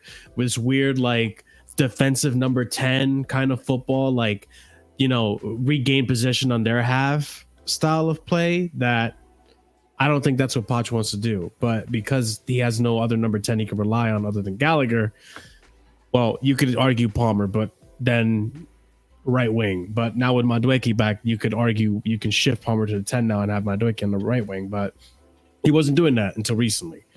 So I'd say he was kind of, shoehorned into this style of football. But also, I think tactically he's just been inept as well when it comes to positioning and who he's going to play where and how he's going to play it. But I mean, that's my thought. That's my thought. I don't know, because the way I'm seeing how he uses Colwell, apart from these odd cup games, he's played centre back in these cup games. In the league, it's been left back or bench pretty much. He wants Colwell at left back. Go ahead, Scott. Even when we had everyone fit at left back. Tottenham are about to go into a period of season where their front three is Timo Werner, Richarlison, and Brennan Johnson, and I can guarantee you, without watching any of the games they have yet to play, that they're going to play the exact same way that they did for the next few games that they did in the previous few games when they had Son, Kulusevski, and whoever in the front three. Do you know why? Because that's the way Ange wants to play. Because it doesn't matter injuries or otherwise, Ange is going to play the same way. Same with Emery. It doesn't matter who's in the team, whether it's Diaby on the wing, whether it's what's his name, Bailey on the wing, whether it's McGinn on the wing, whoever it is, he's going to play the same way. This injury excuse doesn't fly. It also doesn't fly when these fucking guys are getting injured in training. So you're whether you're directly causing the injuries, or whether you're just a factor. You're having some say in this because they keep happening in training all the time. Sooner or later, if all the injuries or most of them are happening in training, sooner or later there's got to be a reason behind that. Mm-hmm. And let's remember, he rushed Leslie back onto the pitch to get injured with his hamstring in the Luton game. Now he's out for 6 weeks or whatever was frustrating. the Sheffield game. But that again, mm-hmm. Go. Oh, this argument doesn't fly. I get it. But no, the Leslie. Can I ask you a question, Martin? Real quick, Ahmed, just before you go, the Leslie example, it's frustrating. I get it, but at the same time, it was either that or you start an academy player. Okay, so I think it was a lose-lose no matter what. I'll say we lost the game anyway, so yeah. Go ahead, Ahmed. What were you gonna ask me? I was just gonna ask you a question. So where does Chilwell left wing fit into your analysis then? That's the real question. No, it doesn't. It doesn't. No, it doesn't. So basically, then what you've been saying is basically minute then, because what you've been no. It is because then no. Hold on. Listen, let me explain to you why that is. Yeah, because you're saying he's been doing this because he needs a 10, he needs the winger. Okay, if that's the case, big man, why is he playing Chilwell left wing? Come on, explain to me how that fits into your equation then. So, I'll answer that. The only games Poch has had where he can actually play with an actual number 10 that he wants were the first 2 games of the season. And in the first 2 games of the season, Liverpool. When did Palmer come in? Because he can play 10. Yeah, but he hasn't been playing Palmer at 10. He's been playing it on right wing. That's not the argument. But you're the one that's saying. No, I get it. Wait, hold on. Let me respond to that. I get what you're saying. I'm just trying to kind of put myself in Poch's shoes, which I don't want to stay here for too long because I will become incompetent as a football content creator soon. But listen, what I'm trying to say is that Palmer came into the side. All of us here understand Palmer is a much better number 10 than Gallagher. I get that. I think the reason why he never plays Palmer in the 10 is because then he doesn't know who to put at right wing. Sterling has been doing so well at left wing, and he refuses to play Madueke until recently at the right wing position. Although all of us agree, a more inept manager would have actually played Madueke a long time ago and rotated that with Sterling and so on and so forth, and Palmer. So I get where you guys are coming from. And then also in the beginning, let's not forget, he wasn't playing Palmer that often either. It wasn't until Palmer started making some substitute appearances and earned his spot back in the team or into the team that we started seeing him start all of a sudden. So he didn't rate Palmer in the beginning either. So in the beginning with Chilwell, back to what Ahmed was saying, I never rated it. But when he had a number 10 in Carney playing against Liverpool, we created plenty of chances against Liverpool. We could have arguably won against Liverpool. We were unlucky that we got a draw. We're also lucky that we didn't lose. But it could have gone either way. But we were creating chances. Against West Ham, the very next game, up until Carney got injured, we looked good. And then we just completely self-destructed afterwards. And then from that point on, I say our season started to look jammy as fuck. So we need to ask the real question. You know, Carney Chukwuemeka, he's not even a proper 10. He's no, I get he's not. So even then, your argument is not even working there because Carney, but for me, bro, I can't. This is what it comes back down to, and I said this to you, Marshall, but when Carney got injured, when Nkuku got injured, if one player is dictating your whole style of play, then you as a tactician, as a manager, have failed. You have failed. We cannot say everything relies on one man. That era of football has ended. I listen. I understand us as fans. We understand that. Poch clearly doesn't. I'm just trying to explain why I think Poch is doing the things he's doing. But it feels like to me, though, Marshall. Respectfully, I will say this to you. It feels like to me you're just making excuses for him, bro. It feels like I'm not trying to make excuses. I don't want him in this team. No, but every time I hear something about it, this is what I think he's doing. He's doing it because it feels like excuses. Bro, I'm an empath. I'm an empath. I get this guy. I read him. I listen, as a fellow South American, I understand him. Stakes and whatnot in it. You know what I'm saying? He's clueless. Like it's not. No, he is. Yeah. But that's the thing. Like that, you can't. There are no excuses because every excuse that can be given, a logical for example, you said about the 10 thing with Palmer. He didn't want Palmer. He did not want Palmer. Yeah. So he wants. So his plan. It's the idiocracy. So if we didn't get Palmer, if he didn't get Palmer, then the plan was to play Gallagher at the 10. And if you're a good enough manager, even if the plan was right, okay, we're gonna play Carney in the 10. Or Nkunku, and then we lose both of them. Cool. A good enough manager is able to find another system. Because look at what we're playing at the moment. If you notice in some of our games recently, we haven't been playing a 10. We've been playing a 4-1-4-1 with a sitter and 2 8s. Cool. So you could have done that then. So you could have done that and have Gallagher and Enzo be the 2 8s and Caicedo as the 6. But no, you didn't. Scott, I don't think that's happened because of Poch. I think that's happened because Gallagher has stopped sitting with Caicedo. We know that, yeah. Oh no, I think it has because there were we were doing that in pre-season. I remember in the first game, especially in the second half in that first game, it was I think it was maybe Gallagher as the 6. I can't quite remember, but it was when Cassidy came on, and he and whoever the other 8 was, it might have been Caicedo. Gallagher. I can't remember, but we were basically playing with 2 8s. So we've done this before. We look too exposed. We look way too exposed.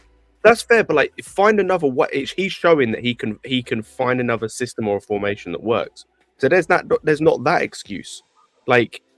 This guy's just inept. This guy just is doing things on the fly, but because he doesn't know what else to do. There's no excuses for it.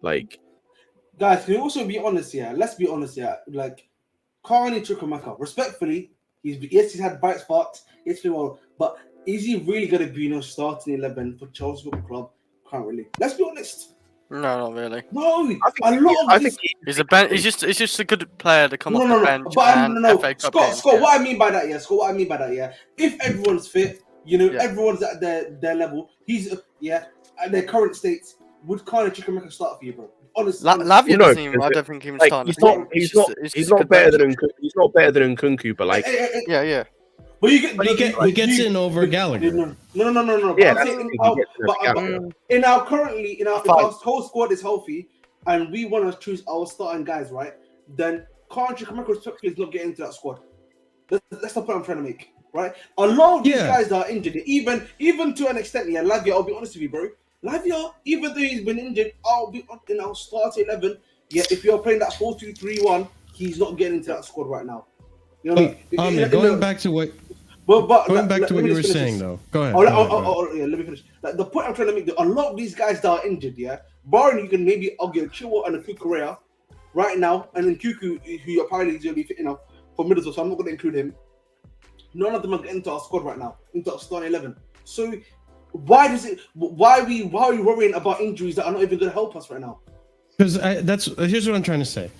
With the injuries, like, I understand what you said about Carney is not number 10. But then again, realistically, our only number 10 in this team who's actually a number 10 is Nkunku. Enzo's not number 10. Caicedo's not number 10. Gallagher's not number 10. Chukwuemeka's not number 10. Palmer technically is not number 10. He prefers the right wing. So we don't have number 10s in this team. Other than Nkunku. So our best bet is then Carney in that pecking order. Carney, then I would say Palmer, and then I would say Gallagher in that order.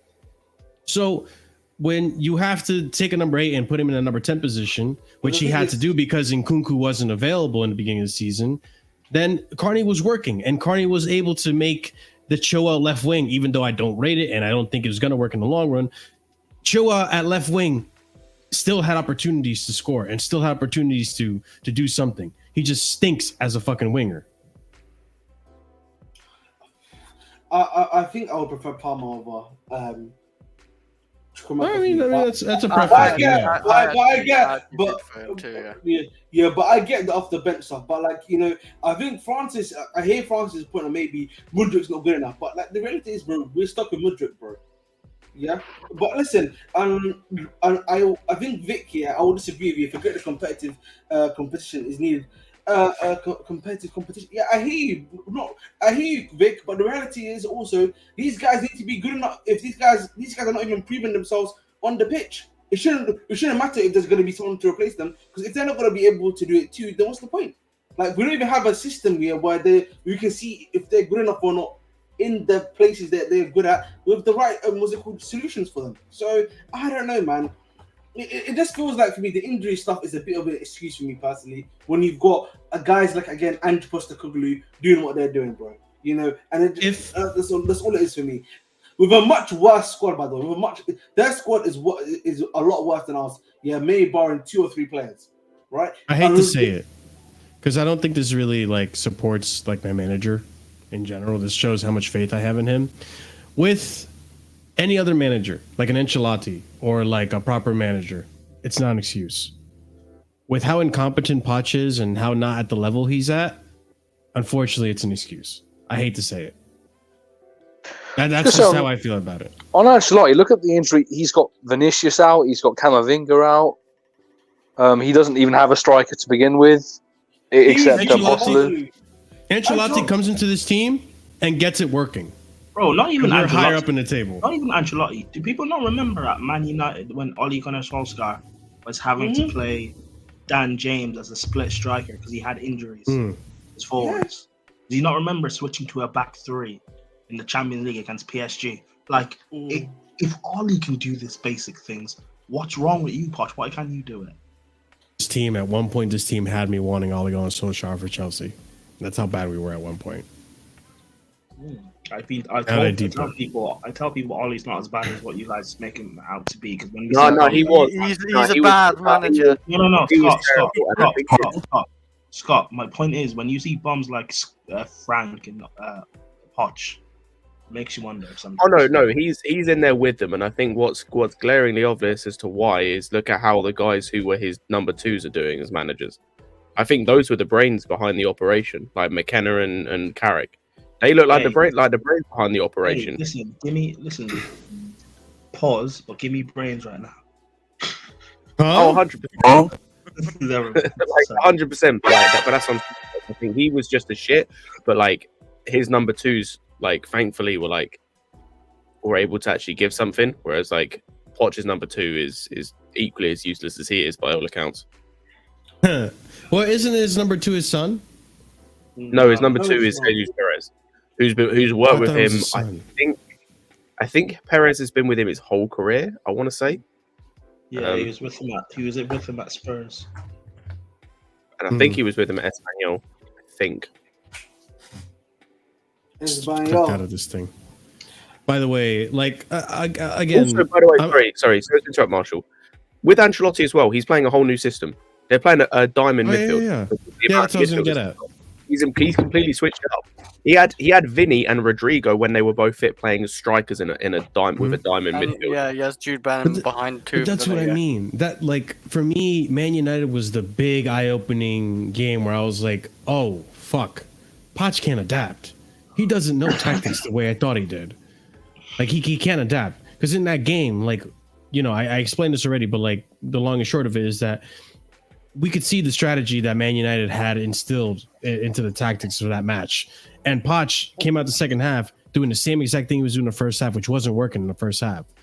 So that's why I was like, this is ridiculous. Like, this guy is incompetent. And Ancelotti comes out, whips out the drawing board and tells his players, this is where I want you to target and this is where I want you to move the ball now.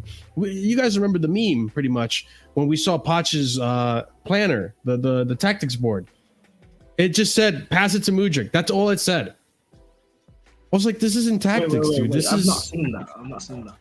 I'm not seeing it either. I take No, it it wasn't that. It was the one without the midfield. The hole in the It was midfield. the circle. Everton. It was the circle. Everton. But it was...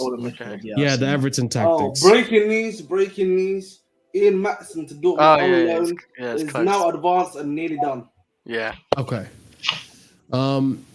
Speaking of Maatson, even though it's nothing to do with Maatson, I just What the want to fuck was he on the transition over to bench this next today, one. I don't know. Poch is... Did you hear Poch's reasoning for having players on the bench, the two goalkeepers? No. No. Don't worry, man. probably bad. No. But Marshall, It's probably bad. you're saying, I think Pochettino's doing it because of this reason. No, that's not why I'm saying it. No. That's what I'm saying. Don't worry, man. Don't worry. I'm just trying to understand where he's coming from, even though I don't agree with No, it. wait, that's Marshall's manager right there, lads. No, it's not. Stop. Martin Chose. No, wait. I never Marshall wanted this Chose. guy at Chelsea, bro. Marshall Get outta Chose. here. Marshall Yeah, Chose. pretty sure. Like, No, I never wanted him at Chelsea. that's the Never. one thing you can say. Allegedly. Yeah. No, what do you mean? There's proof. There's proof. That last season's streams are right there, and I have people here as my witness. All right, it doesn't matter. You were there. Okay, whatever. This man's trying to trigger me. All right, let's go to the next thing I wanted to discuss, which is Raheem Sterling, your man, your guy. No. Let's not do it. Your He was guy. garbage. He was. Up until the But goal. check out these stats. These stats are actually Oh. crazy. He was This is- crazy good. This is one of those instances where the stats don't tell the whole story. 52 out of 57 passes completed, 12 touches in the opponent's box, 5 shots, 4 chances created, 4 crosses, 3 big chances created, 3 shots on target, 3 successful take-ons, a goal and an assist. My man cooked. Second We half didn't was know. a different. Second half was a different Sterling than the first half. First half was horrible. Yeah. Well, actually, okay. No, let no, me- He was like- he was non-existent in the first half. That's the problem. Sorry. I said second again, half Scott? after he scored. Second half after he scored, he was good. Like Yeah, he even started really before big the up here. scored, it was still. Hold on, was not let enough. me wind it back a bit because I feel like I'm being a little bit too harsh on Sterling. First half, Sterling was making chances, but he wasn't finishing them and he wasn't making the right decisions. He's just one of those frustrating players. Like sometimes it takes him a while to like get going, and once he gets going, it's a really good Sterling. Like and that's what it is. But like I couldn't believe it, like how bad he was in the first half because he's not been like awful this season. I don't think he's been awful this season at all. I think he's actually been pretty good for the most part. But yeah, today I just couldn't believe how shocking he was against like Preston. But like those stats didn't really feel like those stats today. Like to be honest, because he didn't like feel No, that not good at all. today. He's man of the match as well, Pause. and maybe you talked about it He already, was but not man of the match. well, they gave it to him. No, I he know he won. He got won man the of the FA Cup man of the I match. know, yeah. I know he won man of the match. He was not man of the match. It was Enzo for me, but yeah. Actually, yeah. Let me ask chat. What do you think man of the match is? I'm gonna make a poll. Go ahead. Go ahead, Chris.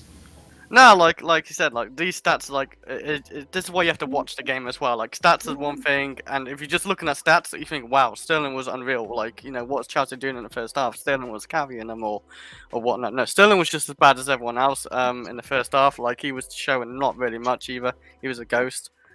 But yeah, like he did well after what? When did he score? Like 60-something minutes.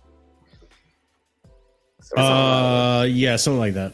Yeah, and then he started to do really well. Even that, 67. even that chance he created for Enzo, that was a really good chance creation because like he had like one player trying to tackle him, then he went to the right because he didn't know where Sterling was going, and then another guy tried tackling him, and then Sterling like dinked it to Enzo, and that was a really good assist. I thought the goal was obviously good as well, but you know he's got 2 set piece goals now this season.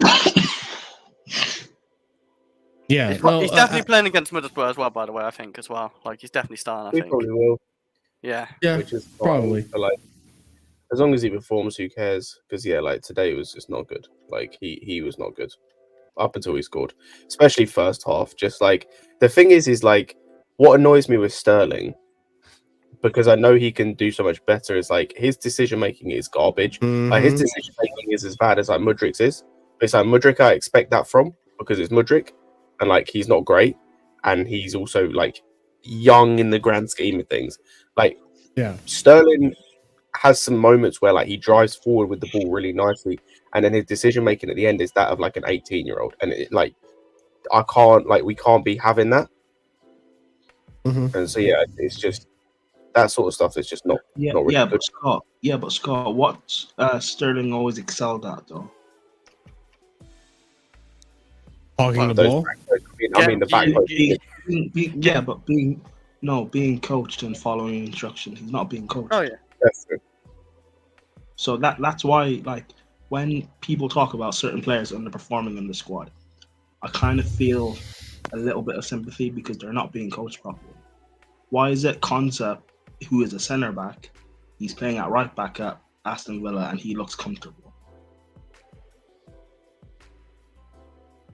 I don't know. Because he's being coached. Manager. Look at this. Go AM is Uncomfortable conversations. Go AM stealing my nickname, but we're gonna remain. The Arch arguably. Wait, why is your nickname? Your nickname is the Arch? No, Sterling's nickname. Remember? Wait, your nickname's the Arch? Why is Sterling's nickname the Arch? Oh, do you not remember, Brian? It's like that Yerry Mina thing, like against last season. Oh yeah. When Yerry Mina daggered him before Carnival. Let's go backstage then, yeah? We'll go backstage. Oh my Gotta god. go backstage for man. those. Lives cartel thing, man. Oh my god. But yeah, I mean, listen. Sterling is so frustrating. He's always been this frustrating player, and I knew that even prior to him coming to Chelsea. But at the end of the day, and I knew it was gonna happen. I knew this was gonna happen. The guy's just he's gonna have a howler of a game. And I remember like when Scott, or no, was it Scott or Ahmed? Ahmed was just like yelling at Discord about it. I was thinking about Sterling today. I didn't even speak about it. it. Someone was. Oh, someone was. But I remember like in my head thinking like he's gonna end up scoring a goal, isn't he? He just has those performances where he just plays like utter shit the whole entire time, and then he scores a goal, and all of a sudden it turns it around completely. You know what? You know how he's moving these days. He's moving like Salah, bro. He's just having a shit game, but uncomfortable conversations. Somehow he will just get the DNA. Somehow the DNA will just come for him, and yeah. Fuck me, man. Fuck me. That's all I can say. People don't want to hear it, but Salah's not been that great this season. I need to see more of the Sterling that absolutely rinsed Walker at Stamford Bridge. You guys remember that performance? That was unbelievable. The thing with Sterling, man, I've said this before. Maybe he's just a dreads in it. You know what I mean? Cut the dreads, go back to the. You know what I mean? Old maybe. Raheem. Yeah, old Raheem trim. You know what I mean? Maybe we need that juice. We need the old Raheem juice. You know what I'm saying? Hey yo. Huh? Hey yo. What do you mean? That's old Raheem juice. Yeah, like is in like we need that energy that he used to come with. Oh, okay. I'm just. You have too much fun. Hang on. You didn't make that sound any better, bro. Bro, that you still didn't make that sound any better, bro. Like that's. Oh my days, man. So let's all right, we're talking about Raheem and all that. Let's talk about another goal scorer. Before we move on from him, I would say, like, with Cook, Sterling man. though, as frustrating as he is, and as poor as I thought he was today before he scored, at least he scored and got an assist today. And that's the thing. Yeah. That fucking what? He's good at DNA, man. Like that's the thing. At least he did score, and I've said that before. Of like, even if he's gonna play like shit, and I have that feeling with some of these players, where it's like, even if they're gonna play like shit, if they like, I can allow it to an extent if they can score, because like at least you've then got something out of that game. That's what I mean. That comment, wild. But that's what I mean too. Like with, that's what I mean too with the team in general. Like I wouldn't mind it so much if we won these games and still had these shits performances, because at least we're getting the results. You know, it's kind of like where we were with Tuchel, where we weren't playing well, but we were getting results, and it was worrying. Now I missed that. I missed the fucking jammy wins. Like we can barely get them. I think what I notice is like when it's the biggest problem when you have games like Wolves where Sterling has the decisive chance, he fluffs it, and then the whole team just drops from that, and it kills the game when he's the guy that should be taking responsibility in that particular moment.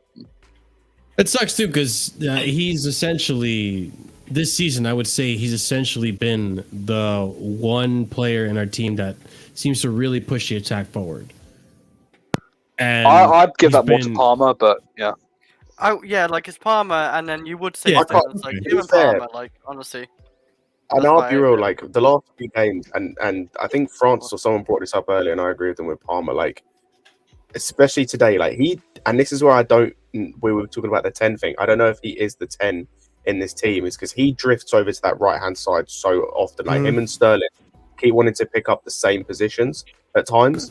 In terms of like Sterling, luckily will stay like a lot wider, but like Palmer like this game especially, like Palmer was just like not. Like, but just really ineffective. You don't need a 10, like, to create. Poch does, unfortunately, which is my point before. Because what Liverpool have been doing since Klopp went there, they don't have a 10. You know, that's the way they play, and that's the like. It's all about style of play at the end of the day, because that's just the way Liverpool play, and like. How Klopp uses but that's my point though. If your 10s quote unquote are injured, then adapt your style. Yeah, and Poch isn't the manager to be able to do that, which is what I was saying before. So that's why the injuries for him become an excuse. But go ahead, Scott. The edge thing with Palmer, like today, especially, like just very ineffective. Just not really doing enough, and just kept wanting to occupy the same space, which is fine to an extent, but like there was just not a lot of variation of thought in terms of how he was playing, which is going to happen. Like again, young player, like you're going to have these inconsistencies at times, which is fine. But I just didn't think he was effective today, and then had the one chance which he should score and just fluffs it completely. Actually, you know what? Let's actually talk about Palmer. Since I have some tweets up on Palmer, anyways. So Mauricio Pochettino had this to say about Palmer. Very impressed. I think he arrived the last day of the transfer window, and his performance after 6 months, incredible. Today, a little bit disappointed because he didn't score a big chance he has, which Scott just alluded to. And he's young and still needs to improve in different areas. He needs to understand many things, but is improving a lot. A very good player for us, and he is doing a fantastic job. I am so pleased, which, I mean, most of us are. I would agree with him on that. And then Cole Palmer has now been directly involved with 15 goals for Chelsea across all competitions so far this season. 20 appearances, 16 starts, 8 goals, and 7 assists. This is really good for, 20-year-old, I believe Palmer is? Yep.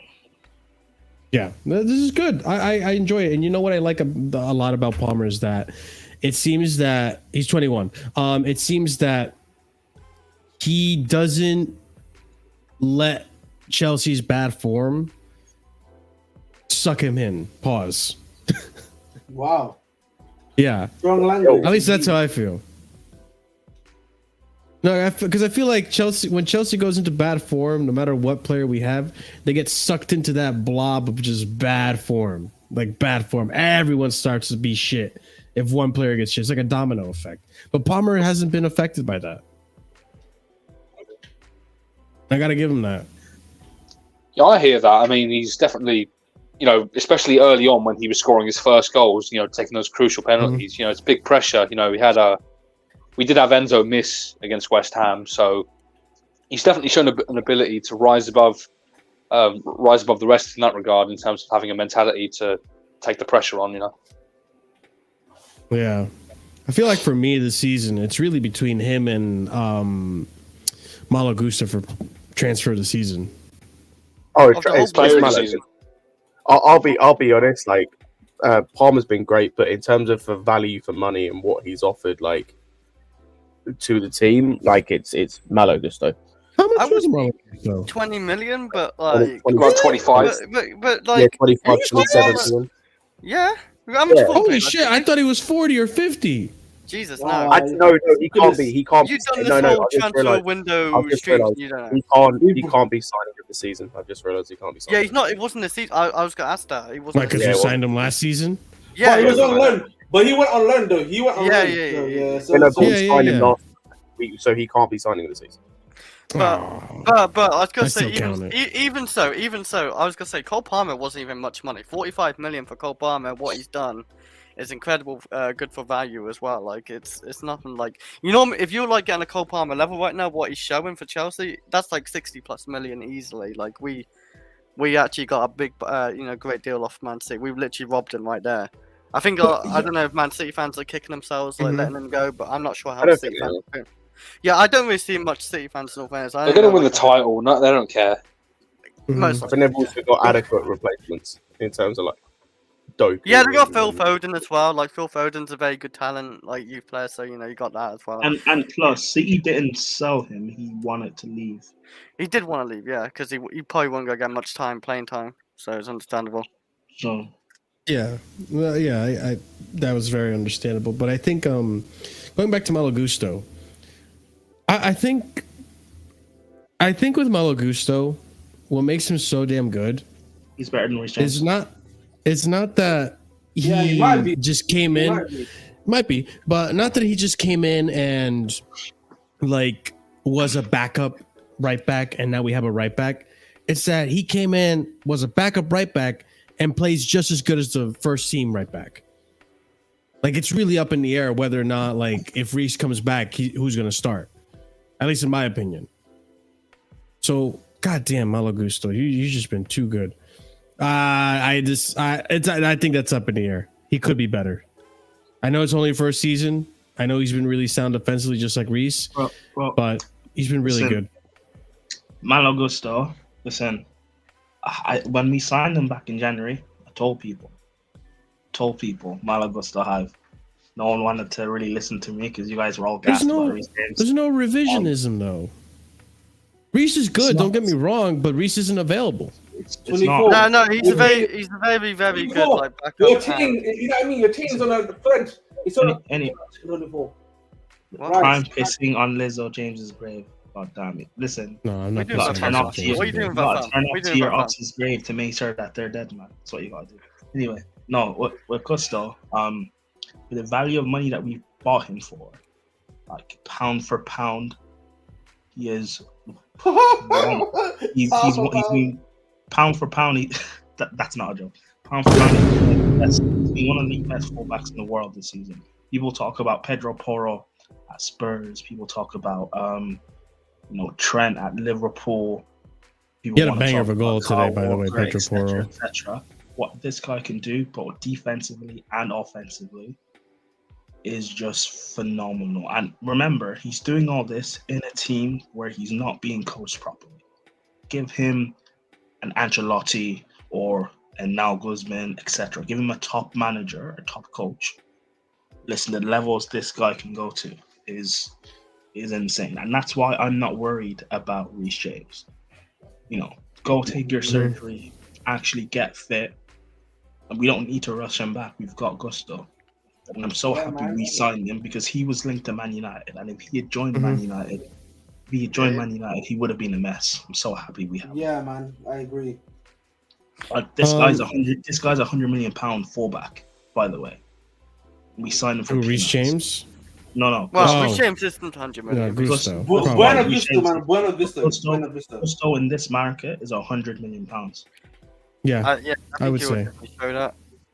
But here's the thing about Gusto too, like going back to what you guys are saying in the comments, and I know people are gonna get defensive about Reece and all that. I get it. Listen, I like Reece just as much as the other Chelsea fan, but you got to say what you say. You got to say what you see on the pitch, and I'm just telling you what I see on the pitch.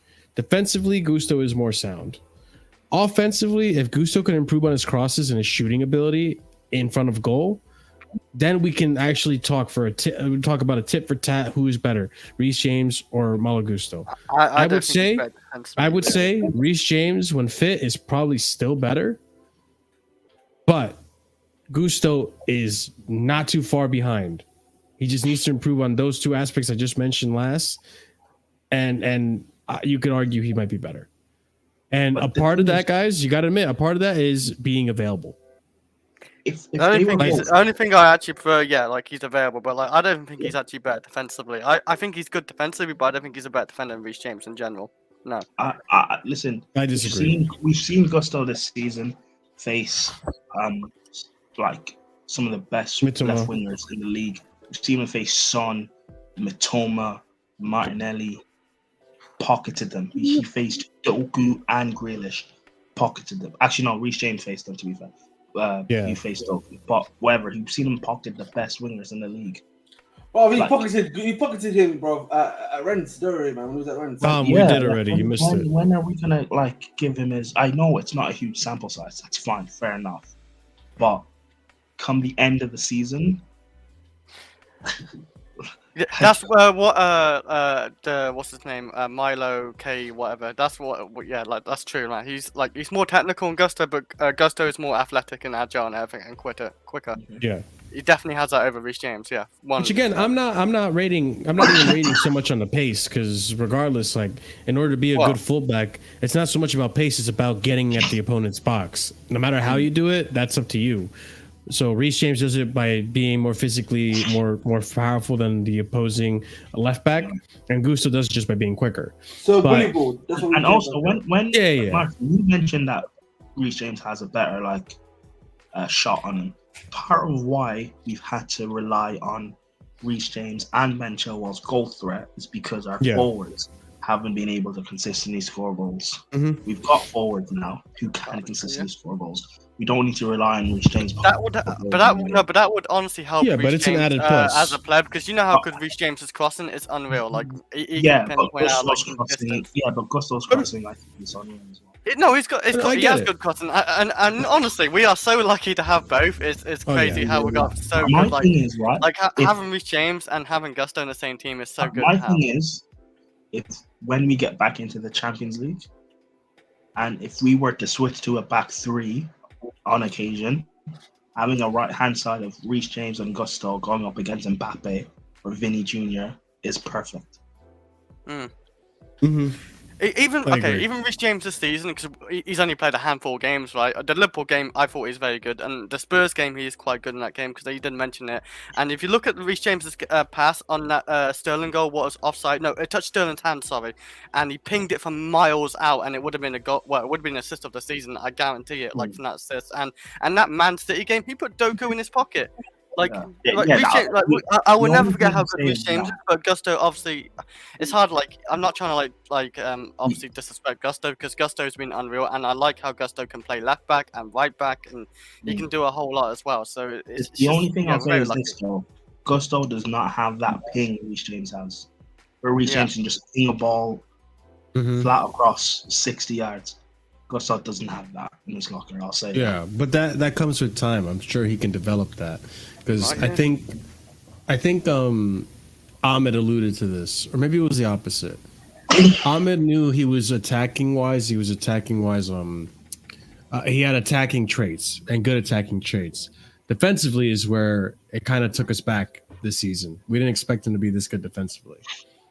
So with Gusto, again, going back to what we were saying before, I think Gusto in time, because he's so young, can live up to those levels of Reece James, and it's awesome that we have both. But going back now, I remember what I was going to go back to. Going back to what Prime was saying about the shooting ability, relying on Reece James and Chilwell because our strikers were failing or our attackers were failing. I get that, And in an ideal team, we don't have to worry about that. That's not even a relevant thing to the conversation when it comes to Reece James. But the way I see football nowadays, when it's like so focused on attack and fullbacks driving forward, and to this day, like even now, we when we talk about fullbacks, most of these fullbacks defensively aren't even that sound. Like some of the best fullbacks that we talk about, João Cancelo, Alphonso Davies, Trent Alexander-Arnold, so on and so forth, they're not sound defensively. What I like about Reece is that he is sound defensively, and Malo Gusto. But because of the way we play football nowadays, we want attacking fullbacks. And when these fullbacks find themselves in front of the net in a great attacking, positions, which does happen often, I want a fullback that can shoot, like a Reece James. Like when Reece James has the ball in front of the net, I know 9 times out of 10 he's scoring it. Like almost more than our strikers, which is so sad to say. But that's what I want to have with Malo Gusto. We've seen Malo Gusto have howlers in front of the net so far. Like we remember Man City. He had pretty much an open net. Yeah, but my thing is that's just I'm not expecting Reece James having that is just an added bonus. Fullbacks are not meant to be proficient in front of goal. How many fullbacks can you name who Trippier in the Premier League, Trent. Trippier is not quality Pedro in front of goal. Porro. Let's not do this. Trippier is not quality in front of goal. I'll give you Trent. Porro, I wouldn't say he's quality in front of goal. Did you see Porro's fucking goal today? Yeah, but Porro has good attacking ability. Wait, it's today. I thought he scored the other day. How many times is Porro doing that? Was it today or yesterday? I don't know. It's the other day. I watched it. Yeah, it's a hell of a goal. Porro doing that though? But Porro's been pretty effective for Tottenham in terms of attack. I rate him, but you're talking about your ability in front of goal. The only fullbacks who have that ability in front of goal are Reece James and Trent. I get what you're saying, and it's not an important aspect to a fullback. Like, obviously, I understand that. That's like asking my defender to have good finishing ability. You know what I mean? I get what you're saying. Just like it's the same argument that people have about Enzo and Caicedo, all this, like, to be able to score more goals. Like, Declan Rice isn't really doing that for Arsenal, but people aren't talking about Declan Rice like that, even though I feel like it's such double standards. Because if Declan Rice was at fucking Chelsea and wasn't scoring goals, people would say, oh, he's not making enough impact, all this and that, whatever. But what I will say, and this is not, I'm not trying to bash on Enzo, but this is something that you can't keep continuing on. When you have your chances in front of goal, like today, you got to put them away. You have to put them away. Not all the time, but you can't miss all of them. Enzo this season had a penalty. He had an open net against West Ham. He's had multiple opportunities where he's in front of goal and he doesn't score it. And it's like, Enzo, I get finishing isn't your strongest suit, but at least be able to score a little bit more often when you have like a clear-cut chance. Because I haven't been too content with Enzo and clear-cut chances. I won't lie to you today. Today, I thought Enzo was going to miss that chance he had in front of goal for the 4th goal. I'm happy he didn't. But like it's having at least a goal every now and again in you, so that you can do something like that, even though that's not supposed to be his strongest suit, which is what I'm trying to get at with the fullbacks. Yeah, but isn't that composure? Like that Gusto chance against Man City, that's just like composure. Yeah, no, you're right. Thing. Like Reece James scored it not just because of his striking ability, but because Reece James just has that composure naturally. Gusto is 19. Gusto's still a kid. 20, I think. 20. Gusto's still a kid. Reece James has been playing football for like 4 or 5 years now. His experience. Gusto's a kid, so like won a Champions League for fuck's sake.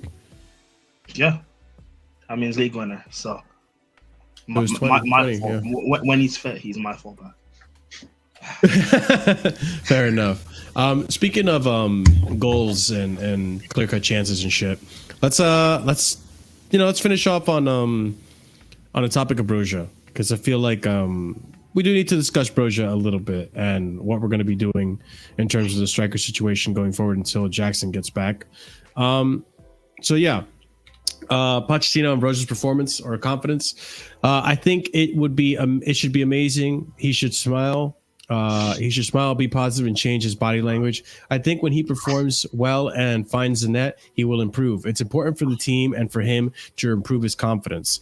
I think Broja today, not necessarily a great game, but when it came time for him to score and he had an opportunity in front of the net, that header was brilliant. The header was brilliant, and he almost did it a second time. So I have this feeling that maybe in time, I think we have to be patient with Broja. I've always been patient with Broja. I haven't been content with the games recently. I do like Broja as a player. There might be bias in me talking right now, but I think with the severity of the injury that he had, plus coming into this brand new team, it's not even the team that he played with last season. It's a brand fucking new team. Coming back from ACL, meshing with this new team, he's going to require a few more games to really get into a goal-scoring form, I feel. And I think that this game could be something that helps him out tremendously. After that first goal, the fact that he almost scored a second goal identically with a great place header that just happened to hit the crossbar, it's a shame it didn't go in. But we have the goal right here. Let's just like break it down. Oh, wait, what's going on? Oh, maybe I won't break it down. Never mind. No. But anyways, let's wait, hold on. I got this. Who's snoring right now? Is that Prime? Not me. Okay. Anyways, so here we go. We have the Malo Gusto cross right there. Into the box. Broja open. Yeah, it was a good goal. Chris. Broja, but I don't know. He has to still do a lot more. Like scoring a great goal against Preston is one thing. Like just doing it a bit more, doing it in the Premier League is one thing as well. Like he's got to do a bit more consistent.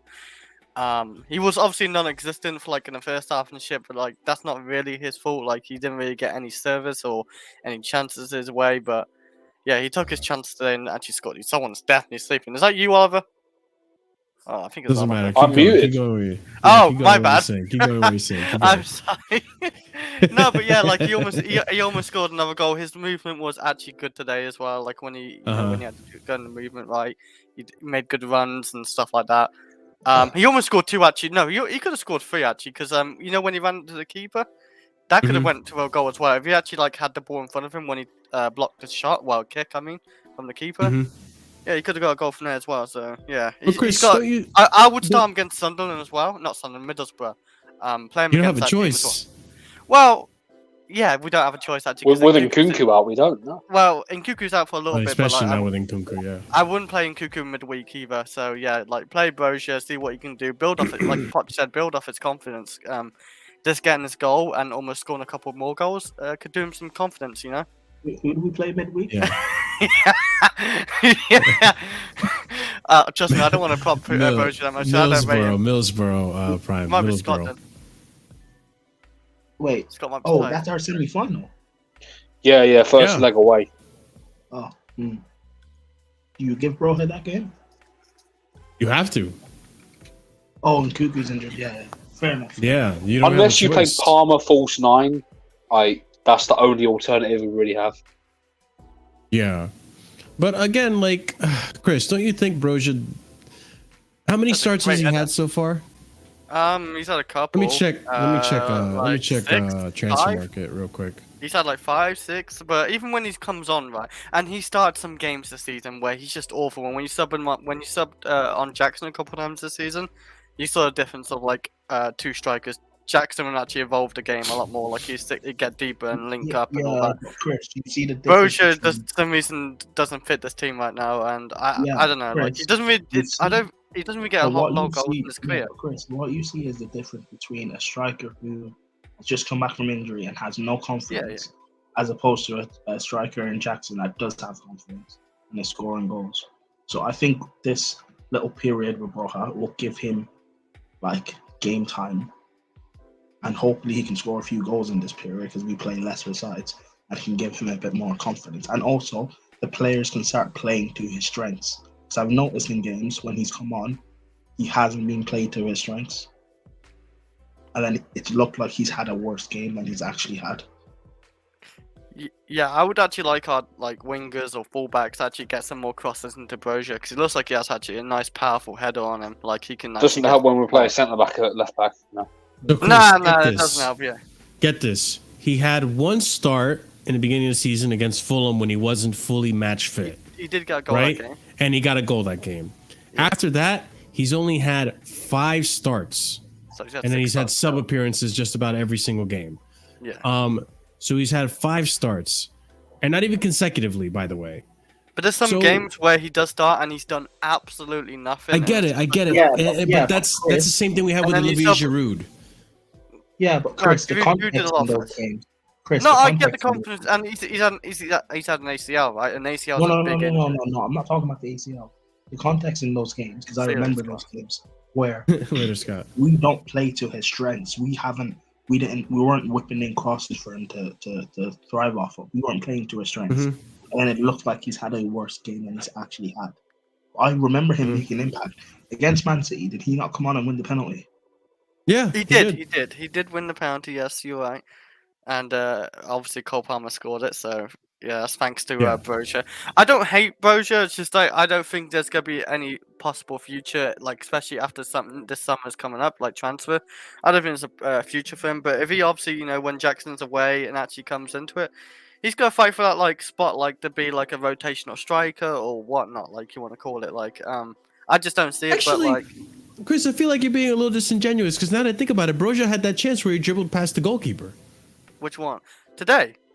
Yeah, today. Yeah. He had this. He hit the He didn't score crossbar that. and then he dribbled past the goalkeeper, which was good defending. I already said he could have scored a couple goals today. I already know he could have. So he had a better No, performance today than his previous performances. But that's later on in the first half. He was non-existent, but so was the whole team. So I don't really blame him. But Yeah, exactly. and that was actually good from Broja to go past the keeper, technical ability, and it's just unlucky. It didn't go in. It's actually good defending from the whoever blocked off the line anyway. Yeah, He's better than he's better than got Jackson though. Francis is my point. who's better than Jackson? Oh, in headers. When it comes to headers, yeah. Yeah. Also, Jackson has a I fucking wet noticed from sponge for a people head or that- something. I don't know, I man. noticed from people that when Jackson misses, I know there's a lot of Chelsea fans that give Jackson stick no matter what. But I also noticed there are Sure. people who do the exact opposite, where when Jackson has bad misses, no one, there are some people who don't say anything about it. Like the miss Broja had, after he scored the exact same chance where he missed that. Missing up a People are goal against giving- Nottingham people are Forest at one giving point, Broja- 6 people yards are away. giving Broja No, stick for that. I get Wait, it. hold on, Listen, Marcel, hold on, you can Marcel. actually ask these guys. I gave him shtick for that. No, hold Chris on. and Oliver No, were no, witness. I I, know, gave him hold shtick on. for not scoring that. Hold on. No, Yeah. hold on. People are trying to give him stick for that, right? But if that was Jackson having that chance and he missed, there are some people who wouldn't say anything because they just want to defend him and back him. And Yeah, hate yeah, on I get Broja. When a defender blocks off the line, no prime, you just got to give credit to the defender. Chris, Yeah. hold on. The chance Broja had where he ran to the goalkeeper and he missed, people are giving him stick, but if that was Jackson, They no one shouldn't give would him say stick anything. for that, I don't think, really, though. Because Yeah, but the thing is though, why? Because if that was Jackson, there are some people who just wouldn't say anything. My point is, Oh, we know let's why. judge him fairly. Hey, Bro, yo! No, that's not the right sound. We know why. What's AO? What? No, he messed up. That was an accident. That was an accident. I meant to play the sus whatever. sound. My point is, Broja had a good game today. Yeah. Just give him the credit. Give him the credit because we're all trying to give confidence into Jackson and say leave him alone. Leave Broja alone. Yeah. He has this time now while Jackson's at AFCON. He's coming back from an ACL. Let him play. Let him have the chance. Let him play. No, and he's got to get his chance to get given to him. It's just I want to see him against Chris, Middlesbrough. you were touting for him to get sold. Come on now. Yeah, no, You're yeah, saying yeah, in January he gets sold. That's it. Yeah, no, okay. Yes. I would sell him. If we get another striker in, But you're not say giving him the Benson- chance. No, I'm not giving him a chance really, because I don't see him as a future at Chelsea still. He doesn't have a future at Chelsea, I still don't think, but I just told you he had 5 starts so far Yeah, I after know. that Fulham game. But even that, okay, even at How Southampton, can in those five starts when he's come back from the ACL, brand Yeah. new fucking team? How do you expect him to automatically come No, and be but like, even- all right, Oshie, I go way back even to Southampton. I didn't really rate it like at Southampton, but people argued, oh, it's Southampton, he's not gonna get a lot of goals, and that's fair enough. But then, But again, he comes to Chelsea. What happens? He did- barely yeah, gets play time. When he starts coming to get play time, he scored, and then what happened? He fucking tore his fucking ACL. yeah, he got his ACL, so it's really like hard done. But I really like So it's Cho, by hard. the way. It's hard to judge him. Before Cho's injury, I really liked Cho, but after that injury, Cho was not the same guy. He's just not like nowhere near like. The Yeah, talent but that we I thought he gave could be. Cho time and opportunities to Yeah, be yeah. that same guy, and then we Yes. realized But after I 3 want- seasons he wasn't the right. same guy. I want This is his Chelsea first to season back from an obviously- ACL, Chris. Right, this is how I look at it. Right, I want Chelsea to have like an actual like big striker coming in because I don't think Jackson's Pause. gonna be it. Yeah, okay. And I want obviously we can't. I don't know if we can have 2 backup strikers to the main striker. I don't know if we can do that. Maybe we can because Broja's not on a lot of money exactly. So if he's happy staying at the club for whatever wages Sure. he's on, Reportedly, then yeah, He he signed a wouldn't new be. contract. pardon. Reportedly, he'd leave if we get another striker. That's the Yeah, report. Yeah, that's true. Basically, but like if he's happy staying as like a third choice or second choice, batting out with No, he wouldn't. Jackson. He I wouldn't. don't think he would be, and that's why I don't think he has a still future at Chelsea. And That's fine. I get you that. can hold me to that, Like- or like say, No, oh, I- he stays at Chelsea.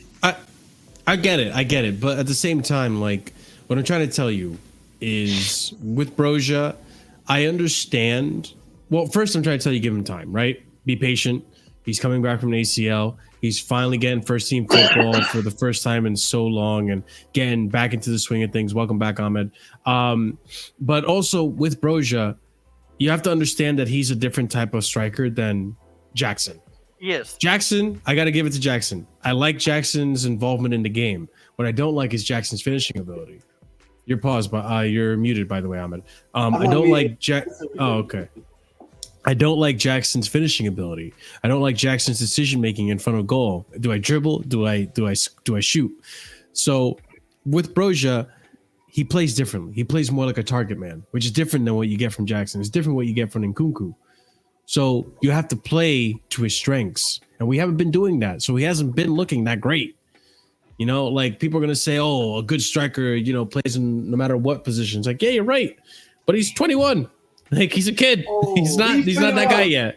How old Jackson? Sorry, how old Jackson as well? He's like 22, 21 as So, well. 22. sorry, No, sorry. just because he wait, stop it now. Just because Jackson frustrates me doesn't mean I don't understand he's still a young guy and he's gonna develop and maybe he'll grow out of it.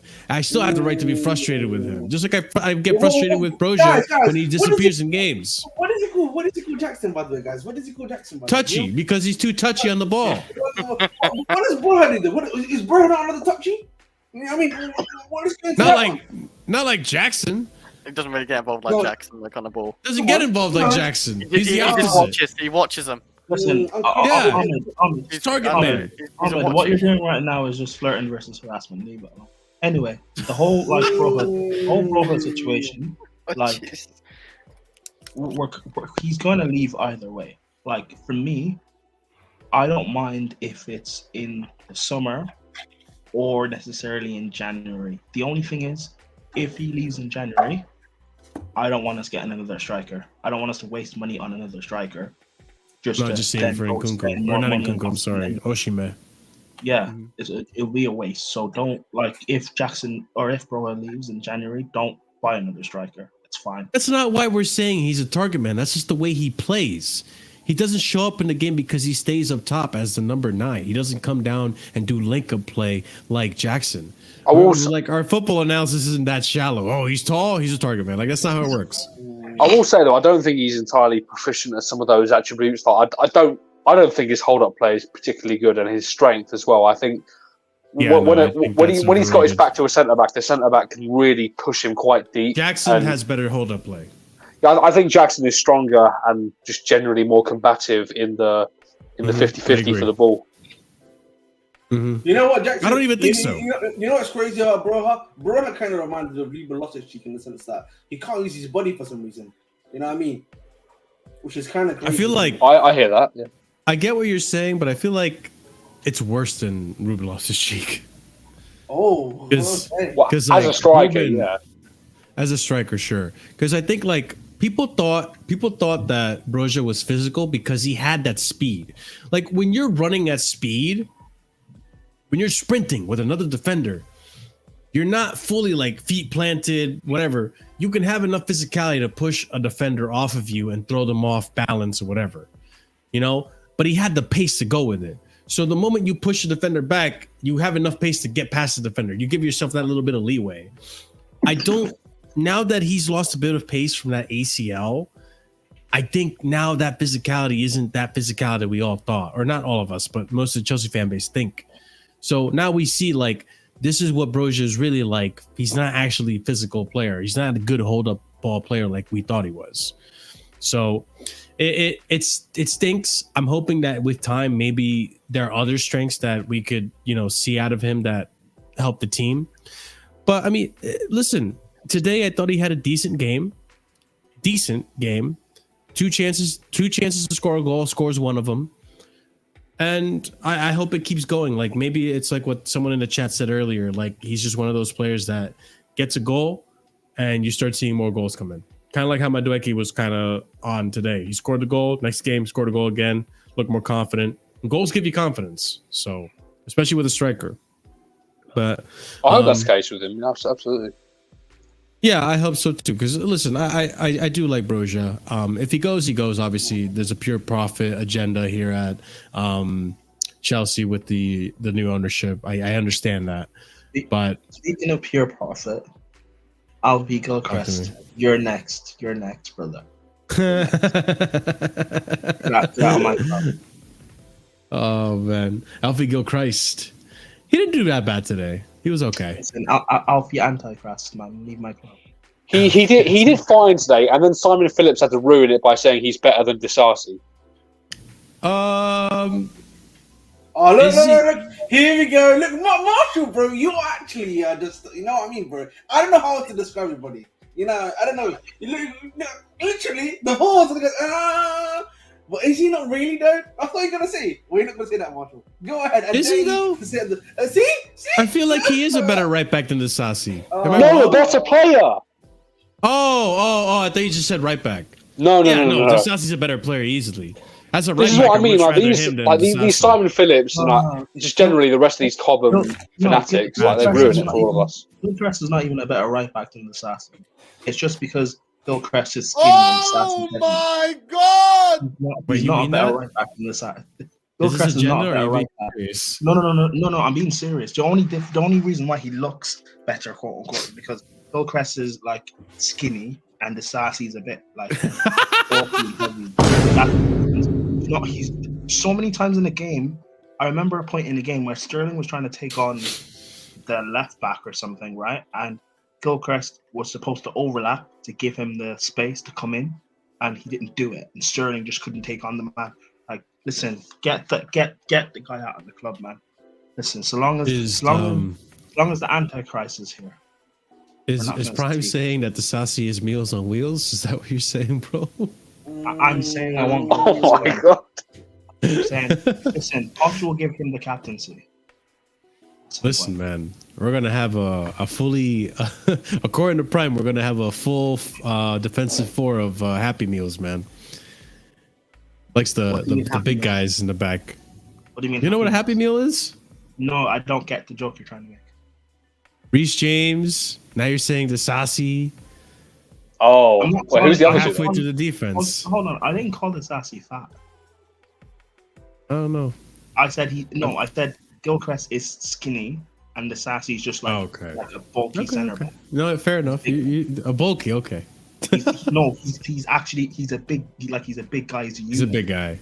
Yeah, no, he is. Like, I again, I don't know about you, Prime. Again, I don't understand this hate on Disasi. I really don't. Even from the big accounts, people just hating on Disasi. You know what, guys? Because guys, maybe. I don't think he was particularly great today, but it was nothing to write a tweet about, Yeah. I get that. Guys, can we just there's before we finish the show, we need to address an elephant in the room. There's an elephant in the room. You're not talking about Disasi, are you? There's an imposter among us in this 5 group right now. We need need to address this right I just read what it said. now. And you know what? Listen, guys, what I confirmed to you, it was confirmed in the Casually group chat to you.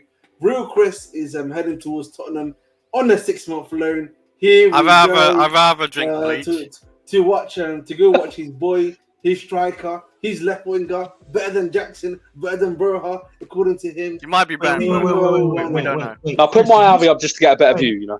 Hey, Yeah. Chris, Yeah, did you they say actually thought that's- Chris, did you say Werner is better than Jackson and Broja? No, he's not better than Jackson, but he might be better than Broja still. He's not better than Broja. Let's not do this. Like, They come both on, have the same goal scored in their best Like- ever seasons in the Premier League. Timo didn't have an Timo excuse. No, but like Timo does a lot more than like Broja in the game anyway. Ah, Normally. But okay, at Chelsea, yeah. he did.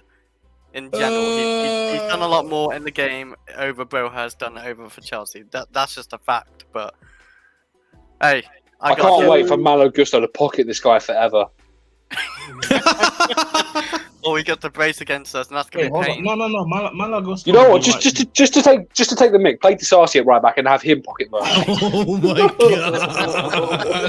Don't give him ideas, man. So Chris, bro, you know what, Yeah. man? I want to hear Chris, bro. You know, obviously, I know you're heading to Tottenham anyway. But what are your honest thoughts about your boy Timo Werner to Tottenham, man? It honestly doesn't really like bother me. Like I thought he's going to. What surprised me? I thought he's going to Man United. I didn't What do you expect mean him to by go to that? Spurs. Well, what I mean by that, I thought he's going to Man United, not Spurs, and it surprised me. But it it doesn't hurt me. Come on, like it's not that bad. It's not like a relationship where he's like going off of another guy I know. Like it doesn't hurt me. Wait, hold Wait a on. minute. Hold Wait a on. minute, am I reading this comment right? What? I don't know. No, wait. No, wait. Let's be honest. He's better than Jackson currently. He's done a lot more in football than they have. It's not a wrong Well, statement. He Werner? has. Better than No, Jackson? Like for Leipzig in the past, he scored a bunch of goals, and then he went to Chelsea. Oh, what? Because he won a UCL that he nearly cost us. Yeah, he literally cost us, but like he still did. I that. think I you mean, know what. You're not wrong with the. Ma- He's done a lot more in football. You're not wrong Or about that. Milo K, I think you can say that he's accomplished more, but currently Yeah, as yeah. a player for In player, current in their Technical ability, yeah. And I would say in the last 2 seasons. Look at this. Playing for look at player in the we last got- 2 seasons. We have got a lot of guys on their knees, pause in this Casual FC. I was hoping 2024 was the year that this would change. A lot of the guys need to get off your knees, bros. You know, this is not prison. Please get off your knees. Please get off your knees, guys. Pause. This is crazy that I have to say that. What do you mean by that? Man, get off your knees, man. Get off the knees, man. You know what I mean? Fucking hell. Hey man, it's so nice though. We've got the Bermuda Triangle 1.0 back in the Premier League. We get to watch them all at different clubs. You know, We get to watch them all at different clubs. Can I just Oh say my it's one god. Yeah. Oh my god. You didn't know that? Oh my god. Mount Havertz and Werner are back in the Premier League, baby. Yeah, bro. We've scattered them. We've scattered them across the land. I think Now all I- the Timo. They're scared like Dugables. They're scared like Dugables. Scared them like Dugables. Actually, it's not just that. It's not just that, Marshall. Marshall, do you know how many players from our Champions League winning squad are all over the Premier League? You got There's a Emerson lot at of West Ham, Zuma at West Ham, obviously Cho. Cho at Nottingham Forest, Can you guys believe Havertz, Cho's still getting Mount, prop? Havertz, Mount. Of Is course, he? I believe. Wasn't Barkley in the UCL squad, or was he not? No, he was on loan at Aston Villa. Hmm. Listen, Cooking So with many- Grealish in that man, you know what I'm saying? Mm. At least that season. listen, he I'm was. seeing some Chelsea fans say Ross Barkley, deep lying playmaker. Oh, Stop You know, it. this- Stop it. Now you know what it is, Prime. It's that pass He that he cooked did us to in that Ashby Luton against Southampton. That's what it is. The revision. No. Can we get Like- can we like- get like- one more like in chat, by the way? Can we get one Oliver, more like to get to Oliver. 50 likes? Oliver at Luton. come on, Thank Will. you. Like the fucking channel, Will. He did like a Cruyff turn. Well. Pass. It was sick, Yeah. to be fair, Barkley. He did a Cruyff turn pass, and people were like, Barkley back at Chelsea. Yeah, but this is Oh, what I mean, yeah. though, Milo. In current form, he's not better than No, In the last 2 seasons, he's not been better than Jackson. No, he's kind of fell off a cliff due to Listen, injury. Yeah, Yeah, he the fell last- off a cliff after he came to Listen, Chelsea. The last time Well, Timo Werner, Thank you for that 50 likes. The last time Timo Werner was a quality player, Chelsea fans still thought that we could win the league with Frank Lampard. So let's not do this. Yeah. But Wow, Kulu was at the bridge today. Kulu was at the Was bridge he? today, you know? Yeah, man. Damn. good to see Yeah, them Chelsea please. legends, man. But Yeah, we're gonna same. talk about more about Chelsea tomorrow. We got a Casually FC, first Casually FC of the year. We have a lot to catch up on, a lot of transfer news to discuss. So guys, be sure if you're here right now, pardon me, tune in tomorrow. Casually FC is back. We're gonna be talking about Casually Chelsea is back. We're gonna be talking about all the transfer news. We're gonna be talking about Osimhen, Gallagher, Matson, you guys name it. We're going to be talking about it. So stay tuned tomorrow for that show. Same time as all the other shows, 10 UK time. We will be here. We will be there. But for now, guys, we're going to go ahead and do a raid. So be sure to copy and paste that raid message. We're going to be raiding Flawless over at Sarcasm City TV. You guys know him. You guys love him. So we're going to go back to his stream and show him that love that you guys show us here in Casually FC. So big up to you guys in chat. Big up to the panel, Ahmed, Prime, Chris, Oliver, Scott. Thank you guys for showing up, and good stream as always, talking about a Chelsea victory. So as usual, guys, you guys know what to do. Big up to all of you. Smash up that like button if you haven't done so already. Put your shoes on before you leave. You got to smash that like button. So smash the like button. Go ahead and subscribe if you haven't done so already, because we are on our way to 3K. Let's get to 2.4. We're very close, very, very close. So if you haven't subscribed yet, go ahead and do so. What are you doing? You're missing out. You're missing out on all the good content. Guys, You're at work listen, right you know now what, guys, listening yeah? to air. You know? 1 second. Go I ahead, want to Ahmed. do a little challenge today, yeah? If you get this video to 100 likes, I'll braid my hair. Is it braid or a shave? Okay, shave would be better, but yeah, We're already halfway there. You really want to do that? Braid my hair. I'll braid my hair. Alright, pull in the thumbnail. I'm always losing. I'm just losing, man. I can't. Every time I win, I just lose.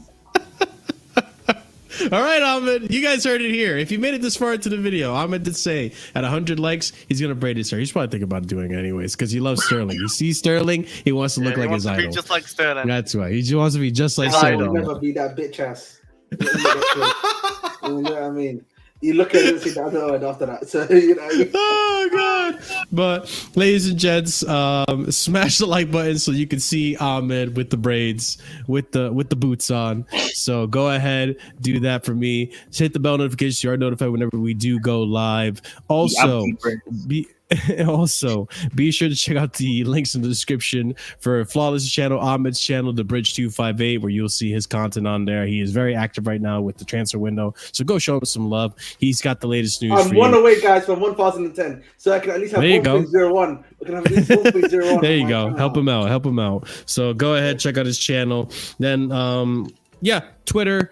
All that stuff is in the description. Leave a comment down below. Let us know your thoughts on the game. And if you made it all the way to the end of the stream, give me some fire emojis as well. If you watch all 2 and almost a half hour of this content, if you enjoyed it, show me down below in the comment section. And as always, guys, we're going to give shout outs to our proper casual and higher tiered members. And that's going to go out to OG Turbo Jesus, Dark, Scott, Adrian, Will, and A. Solomon. Big up to you guys for subscribing at that tier and helping us out tremendously. And big up to the rest of you guys who are members who help us out tremendously, who are here every day, showing love and support to the channel. It never goes unnoticed. Thank you so much for everything you do. So big up to you guys as well.